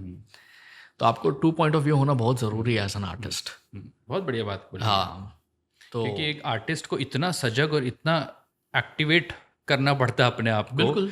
हर अपने सेंसरी ऑर्गन्स इतने एक्टिवेट करना, उसको पता होना चाहिए। बिल्कुल बिल्कुल। जब हम अंदर स्टूडियो में डब करते हैं तो हमारे 6 सेंसेस वगैरह सब ऑन हो जाते हैं। तब हम छोटी से छोटी सांस, एक्सप्रेशन सब पकड़ लेते हैं, भले ही बाहर से अगर कुछ मिस हो गया हो तो भी। सो that is how an artist should be. Very nice. अच्छा, एक और क्वेश्चन मैं पूछना चाहता हूँ। कभी तुमने इतने सारे कैरेक्टर किए हैं, कभी किसी कैरेक्टर से रिलेट किया है कि ये तो मेरे जैसा है या मैं इसके जैसा हूँ, ऐसा कोई कैरेक्टर है? हाँ, आई मीन ऐसे तो काफ़ी सारे कैरेक्टर्स थे। या कोई ऐसा कैरेक्टर जो मतलब यार ये तो अपने एनीमे हो या लाइव एक्शन हो, ऐसा कुछ? खुद से रिलेट नहीं किया बट मैं उससे काफ़ी रिलेट करता था। एक सीरीज़ की थी मैंने, डॉम करके, अमेज़ॉन प्राइम के लिए। तो बेसिकली लड़का ऐसा था कि जिसका बाप जो है पुलिस वाला था। अब ये ऐसा है कि ये ड्रग्स वगैरह में पड़ जाता है, अच्छा तो ये बैड वर्ल्ड में चला जाता है। अच्छा। बैड वर्ल्ड में चला जाता है तो उसका हार्शल भी बुरा होता है। देन ही कम्स बैक, फिर डैड उसको सहारा देते हैं, फिर कुछ टाइम तक अच्छा बनता है, लेकिन फिर उसको बुराई खींचती है। फिर वहाँ जाता है, आता है, आता है, जाता है, आता है, जाता है, चलता रहता है। इस बीच का जो सफ़र है ना, वो बड़ा ही रोमांचक है। अगर तुम देखोगे इसके 3 सीज़न, बहुत ही डेडली है। डॉम ना? डॉम Amazon Prime में है। अमेज़ॉन प्राइम पे है। तो इसमें ना कनेक्शन बाप और बेटे का है। अच्छा। उन दोनों का जो प्यार है ना, वो आपके रोंगटे खड़े करता है। क्या बात है। क्योंकि जो दर्द है ना, जिस दर्द से बेटा गुजरता है और बाप उसको निकालने की कोशिश करता है ना, वो आपके रोंगटे खड़ा करता है। क्या बात है। तो अगर आप देखोगे ना तो आपको लगेगा करके कि you will be able to relate to the character, you will be able to think about your father, relish your memories with your father, and आपको लगेगा कि आई एम थैंकफुल दैट मेरे डैड मेरे पास हैं। तो मतलब आपके लिए वो जो फीलिंग्स है बहुत स्ट्रांग हो जाएगी पापा के लिए अपने। करेक्ट। उनसे अच्छा आदमी मैंने आज तक कभी नहीं देखा। बस बंदे बंदे तकलीफ हो रही थी। हैंडसम है तू, दिमाग वाला और समझदार भी। अब खुद का पैसा कमा ताकि तू जो जिंदगी जीना चाहे जी सके। जब हम आज भी ऑडिशन देते हैं, जब किसी कैरेक्टर को करने जाते हैं, या शुरू से हम जब शुरुआत के दौर पे ऑडिशन दे रहे थे, तो मेरे साथ तो ऐसा हुआ है, तुम्हारे साथ ऐसा हुआ है कि ऑडिशन देने से पहले ही तुमको जज कर लिया गया हो, बिना परफॉर्मेंस सुने या तुमसे मिल के, या अच्छा आ जाओ, या पता नहीं ये कर पाएगा नहीं कर, ऐसा कुछ एक्सपीरियंसेस हैं जहाँ पर आपको थोड़ा सा डिमोटिवेशन फील हुआ होगा? ऐसा कुछ हुआ है? हाँ, कभी कदार ऐसा होता था। जहाँ कभी ऐसे स्टूडियो में गए जहाँ लोग आपको जानते नहीं हैं, तो उन्हें शायद आइडिया नहीं कि आप कौन हैं, क्या हैं, उनको आप समझ में नहीं आ रहे। तो ऐसी चीज़ों में ना, ऐसे कभी अगर मुझे फील आता है, कभी अगर नेगेटिव फील आ गया कि सामने वाला आपको अंडर एस्टिमेट कर रहा है या फिर आपको कुछ नहीं समझ रहा है, तो मैं ऐसी चीज़ों को छोड़ देता हूँ एक साइड में, ऐसा फेंक देता हूँ। I don't care what you think, let me just come and do my job and I will go from here. Mic पे अपना काम करता हूँ और चले जाता हूँ, क्योंकि जब आप माइक पे अपना काम अच्छे से करेंगे ना, that will create an impact. हाँ, तब तो इम्पैक्ट छोड़ता ही छोड़ता है। क्योंकि मैं ये सवाल इसलिए पूछ रहा हूँ क्योंकि अक्सर जब जो नए बच्चे हैं जो ऑडिशन देने जाते हैं, है ना, उनको ये नहीं सोचना है कि हम वहाँ कैसे जाएंगे या क्या जाएंगे, मतलब वो सेल्फ डाउट या सेल्फ जजमेंट पहले ही हो जाता है। क्योंकि आपको जो जज करेगा वो तो चलो बात की बात है, लेकिन पहले भी हम जज करने लगते हैं खुद को। तो मैं ये तुमसे इसलिए पूछना चाह रहा था कि मेरे साथ भी वही हुआ कि एक बार जब परफॉर्म कर दो ना, तो सामने वाला कितना भी आपको जज कर रहा है, सामने वाला कितना भी बोल रहा है, करेक्ट, तो आप अपनी परफॉर्मेंस से उसका माइंडसेट बदल सकते हैं 100%। बेशक आप बातचीत करने में उतने एक्टिव ना हो, हाँ, है ना, उतना फ्लुएंट ना हो या चीज़ें, बट आप परफॉर्म कर दो, गेम खत्म, हाँ गेम खत्म। सामने वाला इम्प्रेस हो जाएगा, चीज़ें हो जाएंगी। करेक्ट, बिल्कुल। तो ये चीज़ आप ध्यान रख सकते हैं। मेरे को ये बताओ कि तुमको सबसे अच्छा अप्रिशिएशन आज तक किससे मिला है और क्या मिला है? सो ये नेटफ्लिक्स की सीरीज़ है चूना, जिसमें मेन लीड था जिमी शेरगिल। तो वो सीरीज़ हम लोग इंग्लिश में डब कर रहे थे, साउंड एंड विजन। तो उसमें जो मेरा कैरेक्टर था वो उसके ऑपोजिट था जिमी शेरगिल के, और उसका उतना ही काम था जितना जिमी शेरगिल का था, या उससे थोड़ा ज़्यादा। तो हम लोग इंग्लिश में डब कर रहे थे और डब कराने के लिए बैठे थे अपने फजल अरबी से। फजल भाई, हाँ। अब आप काम तो किया है तुमने उनके साथ, तुम्हें पता है कितनी डिटेलिंग में काम करते हैं। और भाई हमने कुछ 5-6 सेशन किए होंगे वो शो ख़त्म करने के लिए। उस कैरेक्टर की एक एक लाइन कैसे लेनी है, blows, thumbs, clicks, pronunciation of certain words, siblings, ये सब चीज़ों पे डिटेलिंग में काम करके, ग्रामर, लाइन कंस्ट्रक्शन, ये सारी चीज़ों में काम करने के बाद एक एक लाइन को हमने फाइनल किया है, डिज़ाइन किया है डब करते वक्त। और इतनी मेहनत करने के बाद जब एक दिन हमने एक सेशन ख़त्म किया, अंदर बैठे हुए करीब 5 डायरेक्टर थे, साउंड एनिमेशन 4-5 डायरेक्टर थे विद 1 इंजीनियर। सब ने खड़े होके मेरे लिए तालियां बजाई। क्या बात है यार। और मैं इतना खुश हो गया, मैंने हाथ जोड़कर उनको थैंक यू कहा और कहा कि मैं आई ऑब्लाइज आपको अच्छा लगा मेरा काम एंड आई एम ग्रेटफुल। तो मेरे लिए बहुत बड़ा अप्रिसिएशन था वो, कि अगर स्टूडियो में मॉनिटर रूम में खड़े होके अगर इतने बड़े डायरेक्टर, इंजीनियर्स और इतने सारे डायरेक्टर्स खड़े होके अगर आपके काम को अप्रिशिएट करते हैं, वो आपके लिए तालियां बजाते हैं, तो it is a very big achievement I would say. Yes. और वही चीज़ हमको फ्यूल करती है ना? बिल्कुल 100% काम करने के लिए। Very nice. जब आपके काम को अप्रिसिएशन मिलता है, और जब मार्केट में आता है कुछ चीज़ रिलीज़ होती है जी, उसके बाद जब आप लोग जो व्यूअर्स हैं, जो लिसनर्स हैं, वो देखते हैं, वो तब तो है ही। लेकिन जब उससे पहले प्रोसेस के दौरान हमारे डायरेक्टर्स, प्रोड्यूसर्स, को आर्टिस्ट, जी, को एक्टर्स अगर वो भी अप्रिसिएशन करते हैं बिकॉज बिल्कुल, दे नो द जॉब, है ना, उन तो बहुत अच्छा लगता और है। इस शो के लिए ना मैं सीरियसली क्रेडिट देना चाहूँगा फजल अरबी जी को। क्या डायरेक्शन दिया उन्होंने, कमाल का, क्या डिटेलिंग में काम करवाते हैं वो। मैं उनका फ़ैन हो गया। मतलब जितना बढ़िया काम करवाते हैं वो, शिद्दत से काम करते हैं भाई हम उनके साथ। मैंने क्या 2-3 शो किए हैं मैंने। जमतारा दोनों सीज़न, जो मेन लीड है सनी की वॉइस इंग्लिश में मेरी है। अच्छा, हाँ, तो वेरी नाइस। हाँ, फजल भाई के साथ ही किया था मैंने। मज़ा आया था, उनको मज़ा आया था, मेरे को। मैंने बोला मेरे को इंग्लिश नहीं बोलनी आती, बुलवा देना। बोला हाँ बुलाना, चल कर। तो मज़ा आया था। लेकिन तुमने कभी दानिश के साथ काम किया है? आराधना? नहीं, दानिश मैंने उसके साथ की थी एक सीरीज़ फर्जी करके। अच्छा, इसकी अपना शाहिद कपूर वाली। हाँ, तो उसमें जो शाहिद कपूर का दोस्त रहता है फिरोज़, करेक्ट। तो फिरोज़ को हम लोगों ने इंग्लिश में डब किया था। तो उस वक्त मुझे याद है कि बहुत ही अलग तरह का शो था और बहुत हाइप थी इस शो की, और ब्रांड न्यू फ्रेश शो आया हुआ है और इसके लिए डब करना है। अब इसको इंग्लिश में डब करना एज अ टास्क, क्योंकि वो तो भाई बोल टपोरी लैंग्वेज बोल रहा है एकदम ऐसा वैसा वन टाइस। तो कैसे करेंगे इसको इंग्लिश में? तो फिर मैंने, दानिश ने और अशीम सामंत सर ने, हम तीनों ने डिसाइड किया बैठ के, बिकॉज सब बैठते थे उधर जब मेरा डब होता था, तो सब बैठते थे और डिसाइड करते थे कि क्या लाइन रखनी है, कैसे रखनी है, क्या वर्ड कैसे ही रखना है। उन लोगों ने डिसाइड किया कुछ वर्ड्स हम लोग ऐसे मुंबई जो लैंग्वेज है वो वैसे ही रखेंगे, बाकी will keep it in English with this tone. इतना चिल्ड आउट रहेगा वो कैरेक्टर, ऐसा टोन रहेगा वैसा। तो उसको वर्कआउट करने में भी बहुत टाइम लगा। 8 एपिसोड का ही शो था, आई थिंक सो। बट हम लोगों ने काफ़ी टाइम लिया, उसको शिद्दत से किया ताकि वो इंग्लिश में भी बहुत बेहतरीन साउंड हुए। और बाद में क्या मालूम है, मुझसे कुछ 4-5 आर्टिस्ट टकराए, बोलते आपने किया था फिरोज? क्या किया भाई, बेटर देन द ओरिजिनल। मैंने कहा यार ये तो बहुत बोलो बेटर देन द ओरिजिनल। मेरी कोशिश यही है कि जो ओरिजिनल उसका मैच करा सकूं, बट अगर आपको अच्छा लगा तो थैंक यू सो मच। तो भाई सुन लेना जाके, फर्जी सीरीज इंग्लिश में सुन लेना। हाँ, फिरोज की वॉइस अंशुल की है जी। अब तो मैं भी देखूंगा जाके। हाँ, तो ऐसा आपको थोड़ा अप्रिसिएशन मिलता है आपके हार्डवर्क का। तो करेक्ट। अच्छा, thanks to Ashim Samant ji, Ratna studio and Danish for giving me an opportunity and working together. Yes. Anshul, एक और एनिमेशन था सुपर स्ट्राइकर जिसमें आपने ये किया कैरेक्टर शेक्स। करेक्ट। उसके बारे में बताइए, काफ़ी फेमस है और काफ़ी लोग पसंद करते हैं उसको। जी बिल्कुल। एक्चुअली अब ये मैंने हामिद जी के पास किया था। अच्छा।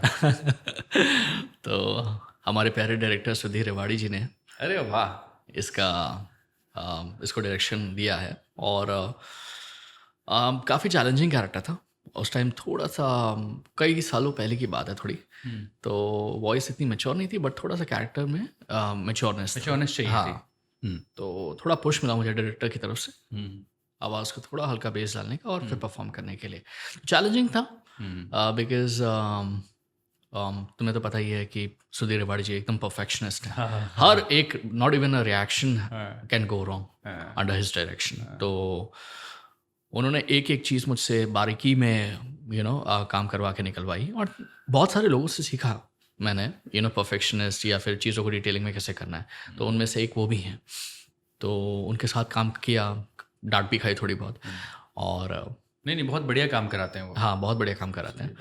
तो उन्होंने मुझसे वो काम करवा के लिया एंड देन उसके बाद एक बार रम गया तो फिर आगे करता चला गया। बट हाँ, बहुत ही खूबसूरत शो है, लोगों को बहुत पसंद आया।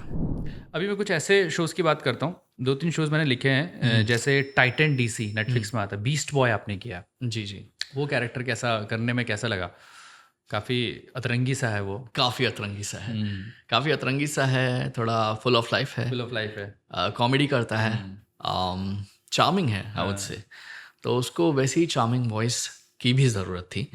आई am thankful to Sound and Vision जिन्होंने मुझे ये अपॉर्चुनिटी दी और उसको मैंने पूरी कोशिश की उसी तरह से निभाने की भी, और काफ़ी लोगों को पसंद भी आया। कार बीस्ट बॉय किसी एक मेरी फ्रेंड ने सुना था उसको हिंदी में। अच्छा। उसने मुझे कॉल करके बोला, अंशुल यार क्या डब किया है तूने वो, मतलब यू हैव मैच्ड, उसकी जो एक्सप्रेशन उसकी सांस है वो भी तूने एग्जैक्टली वैसी मैच की है। I am really enjoying the Hindi dub, to be very honest. पहले मुझे पसंद नहीं था, but after watching this I think I will be watching more of Hindi dubs. तो वो मुझे एक बहुत अच्छा लगा उसकी। अच्छा लगता है जब आपके काम को, क्योंकि आजकल के या पहले भी हमारे जो फ्रेंड सर्कल में रहते हैं लोग, I don't know, they don't watch Hindi stuff, I mean Hindi dubbing stuff, वो ओरिजिनल देखते हैं इंग्लिश का भी, है ना। बट पिछले कुछ समय से हम तो बहुत पहले से ही करते आ रहे हैं, लेकिन पिछले कुछ समय से थोड़ा सा और डिटेलिंग में काम होने लगा है, बिल्कुल अच्छे से काम होने लगा है, एंड उसका आउटपुट बहुत सुंदर आने लगा है, जो सुनने में अच्छा लगे। जैसे आपके फ्रेंड ने बोला कि हिंदी, किसी लोगों को यकीन नहीं होता है हिंदी भी इतना अच्छा साउंड कर सकता है। बिल्कुल बिल्कुल। अब स्टूडियोज में बूम माइक आ चुके हैं, correct, so that we can sound more natural. Correct. Mixing थोड़ा बेटर होने लगी है। नेचुरल जोन की मिक्सिंग होने लगी। वो थोड़ा सा टेक्नोलॉजी का भी खेल है कि वो थोड़ा सा ना डब साउंड नहीं करता है, वो तो सिंक अच्छा होता है। सिंक मतलब जो एनवायरनमेंट है, एनवायरनमेंट का जो बीजीएम है ना, उससे हमारी वॉइस को उसी लेवल पे सिंक होने लगी है। वरना पहले ना अलग सा ऊपर साउंड होता है, ऊपर उठ के आ रहा है कि भाई ये जो लेयर है वो चिपकाई हुई है। अब क्या है, वो मिक्स हो गया है उधर के बीजीएम वगैरह जो भी एनवायरनमेंट। तो उसका एक मेन रीजन ये भी है क्योंकि ट्रैक्स अलग अलग मिलने लगे हैं अब। करेक्ट है ना। मिक्सिंग वाला मैं ज़्यादा टेक्निकल नहीं हूँ, शायद कुछ लोग सुन के हंस रहे होंगे, लेकिन उसका एक मेन रीज़न ये भी है कि ट्रैक्स अलग अलग आने लगे हैं, है ना, और उससे थोड़ा मिक्सिंग थोड़ा बेटर हो गई है। जी जी बिल्कुल। गेम ऑफ थ्रोन्स जी, एक कैरेक्टर, उसको देख के मेरे को बड़ा गुस्सा आता था। मैंने हिंदी में देखा गेम ऑफ थ्रोन्स, अच्छा, HBO में, फिर थोड़ा इंग्लिश में भी देखा, हाँ, बात के सीजन। तो गेम ऑफ थ्रोन्स अभी जो आप देख रहे हैं जियो सिनेमा में है शायद, बिल्कुल। उसमें अंशुल ने नहीं किया है। गेम ऑफ थ्रोन्स जो पहले बहुत साल पहले HBO ने डब कराया था हिंदी में, उसमें किंग जॉफरी की वॉइस जी बिल्कुल, जो बहुत ही कमीना किंग था, बच्चा था लेकिन सबसे कमीना था, बहुत कमीना था। तो वो तुमने किया डब, है ना। करेक्ट। कैसा लग रहा था उसको डब करते हुए? मैं सभा को यह हुक्म देता हूं कि मेरे राज्य अभिषेक की सारी तैयारियां की जाएं। मैं 15 दिनों के अंदर ताज पहनना चाहता हूं। आज मेरे सामने मेरे सलाहकार मुझसे वफादारी की शपथ लेंगे। कहते हैं ना कि जितना भी कमीनापन हो एक इंसान के अंदर, अगर वो देखना हो तो उससे देख लो, है ना, वो कैसे बिहेव कर सकता है किसी लड़की के साथ, अपने नौकरों के साथ, या उसके आसपास जो भी हैं। तो जितनी भी नेगेटिविटी देखनी है आपको, या जितना भी अकड़ू या घमंडी इंसान देखना हो उसको देख लो आप, किंग जॉफरी को देख। किंग जॉफरी को देख लो। तो जब आप परफॉर्म कर रहे हो ऐसे कैरेक्टर्स तो आपको कभी कभी बनना पड़ता होगा वैसा? बिल्कुल बिल्कुल, आपको अपने अंदर वैसी फीलिंग लानी पड़ती है जैसा आप कैरेक्टर पोर्ट्रे कर रहे हैं, और आपको वो बोलते हैं ना अपना वो साइड दिखाना पड़ता है, वो घमंडी साइड। आप हो नहीं वैसे, लेकिन हर इंसान के अंदर हर क्वालिटी रहती है, अच्छी बुरी। अच्छा बुरा हर इंसान रहता है, जरूरी नहीं कि एक इंसान अच्छा ही हो पूरी तरह से, बुरा भी हो सकता है। तो आपको अपना वो वर्जन भी दिखाना पड़ता है जहाँ पे आप घमंडी हैं, जहाँ पे आप सामने वाले को नीचे नज़र से देखते हैं, जहाँ पे आप सामने वाले को बेवकूफ़ समझते हैं या आप अपने से छोटा समझते हैं, आप उनसे कैसे बात करेंगे वो दिखाना पड़ता है आपको, माइक के सामने बोल के बताना पड़ता है। किंग जॉफरी में तुमने ये सब जी लिया। ये सब एक्टिंग की कितनी खूबसूरत बात है ना यार, बहुत बहुत। आप हर शेड एक्सप्लोर करते हो बिल्कुल। पर्सनालिटी के, है ना? और मैं तो समझता हूँ आर्टिस्ट अपने आप को लकी समझे, अगर आपको अलग अलग शेड्स मिल रहे हैं जीने के, अलग अलग कैरेक्टर्स के, तो यू आर लकी कि आपको ये सारे वेराइटीज मिल रही हैं अपने अंदर करने के लिए। यस, तो आई थिंक या it's a very good thing and it's a blessing. मज़ा आया था करने में। जी बिल्कुल। ऐसी एक शो है नेटफ्लिक्स का है ना, एलीट, जी जी उसमें आपने सैम्यूल का कैरेक्टर किया है। जी, बहुत ही स्पेशल है मेरे लिए। हाँ, तो मैं बाहर निकालने के लिए मैं जो कर सकता हूँ वो करूँगा, किसी भी हद तक जाऊँगा। और वो सीरीज काफ़ी अच्छी फ्लैम्बॉयंट सी सीरीज है, हाई क्लास सीरीज है ना? बहुत बहुत। तो उसके लिए बेसिकली स्पेनिश शो है, हाँ 8 सीजन है उसके, and it's very popular show Netflix पे। मुझे पहली बार ऑडिशन के लिए बुलाया गया और मैं अंदर स्टूडियो में गया तो कैरेक्टर इतना तेज़ बोलता था ना कि मुझे समझ में नहीं आया कि मैं हिंदी इतना तेज़ बोलूँगा तो लोग समझेंगे कैसे। वो पतला सा कैरेक्टर है ना? हाँ, नागुल। हाँ। मैंने भी ऑडिशन दिया था इसका। अच्छा मेरा नहीं हुआ था, अंशुल का हुआ था। हाँ, तो मेरे को समझ में नहीं आया कि साला इतना तेज़ बोल रहा है ये स्पेनिश में, मैं हिंदी इतनी तेज़ बोलूँगा तो फंबल होने का चांस तो है, पर अगर फंबल नहीं भी हुआ तो लोग समझेंगे कैसे? बहुत फास्ट था वो। तो डायरेक्टर ने मेरे को बोला करके, अंशुल फास्ट मत जा, स्लो ही रख, उधर फास्ट है नहीं तो तू स्लो रख। मैंने वहाँ से वो चीज़ सीखी, मैंने अपना पेस स्लो डाउन किया और बढ़िया से साउंड हो रहा था। जब हमने डब किया उसके बाद सुना, it was sounding wonderful. I was very positive कि शायद हो जाएगा, बट अगेन सब मेरे सोचने से नहीं होता है, लेट्स सी। करेक्ट। 1 हफ्ते के बाद अप्रॉक्सीमेटली मुझे कॉल आ गया साउंड एंड विजन से कि सर वो सीरीज स्टार्ट करनी है हमें, it has been approved. And I was very excited. Anshul, मैं ना क्योंकि हमने कमेंट डाला था कि अंशुल सक्सेना आ रहे हैं, उनसे कुछ सवाल पूछिए, तो कुछ सवाल पूछे मैंने आपसे ड्यूरिंग दिस होल पॉडकास्ट, लेकिन अभी मैंने कुछ और सवालों की लिस्ट निकाली है। हो सकता है इनमें कुछ ऐसे सवाल हैं गाइस जिनका ऑलरेडी अगर आपने पूरा पॉडकास्ट देख लिया तो जवाब आपको मिल चुका होगा, बट स्टिल मैं कुछ सवाल पढ़ता हूँ। एनीमे फैंस का अड्डा ये पूछ रहे हैं आपसे कि सबसे टफेस्ट कैरेक्टर एनीमे में कौन सा था जो आपने डब किया? हाल ही में मैंने कैरेक्टर डब किया है जिसका नाम है गोल्ड डी रॉजर। अच्छा, one piece. One piece. Correct, correct. अब मुझे पता ही नहीं था कि मैं गोल्ड डी रॉजर डब करने जा रहा हूँ, actually to be very honest. आपको पता था गोल्डी रॉजर? मुझे हिस्ट्री भी नहीं पता थी गोल्ड डी रॉजर की। जब मैं स्टूडियो में पहुंचा तो उन्होंने मुझे बताया कि भाई ये कैरेक्टर आपको डब करना है, एंड आई वाज लाइक भाई ये तो मेन पायरेट है, इसकी वॉइस में कितना बेस है। बट उन्होंने बोला नहीं, लेकिन आपके लिए, आपको इसी के लिए सेलेक्ट किया गया है, तो you have to do this character. तो मैं बोला ठीक है। और फिर उन लोगों ने मुझे बताया करके कि भाई ही इज़ द गाय जिसने वन पीस एक्चुअली में ढूंढा है, so he is the one who has found the island One Piece. तो मैं समझ चुका था कि इस किरदार की अहमियत क्या है इस शो के अंदर। करेक्ट। और चैलेंजिंग तो था बिकॉज उसकी आवाज़ बहुत ही भारी, ग्रफी एंड ऑर्डरली, मतलब जैसे होता है ना अथॉरिटेटिव। अमेजिंग है। हाँ, तो वो चैलेंज रहा इस कैरेक्टर में। इस कैरेक्टर को निभाना एक चैलेंज था एंड जस्टिफाई करना था। और दिक्कत हुई मुझे आवाज़ को लेके, मैंने ब्रेक्स लेकर किया वो काम और अच्छे से निभाया। कट्टू फिर मुझे कौन मिला मालूम है? शॉन डेकोस्टा जी। अच्छा। एक आवा की मीटिंग में मिले मुझे और मैंने पूछा सर आपने देखा कि नहीं वन पीस? हाँ देखा। मैंने कहा कि उसमें गोल्डी रॉजर, मैंने कहा हाँ पता है मुझे। बोलते हैं कि पहले मैं सोच रहा था कि करके कैसे करेगा अंशुल, बट बाद में मैंने तेरा डब देखा, उसके बाद आई वाज सैटिस्फाइड कि भाई you did a wonderful job. क्या बात है। तो मैंने कहा चलो अच्छा है। Very nice.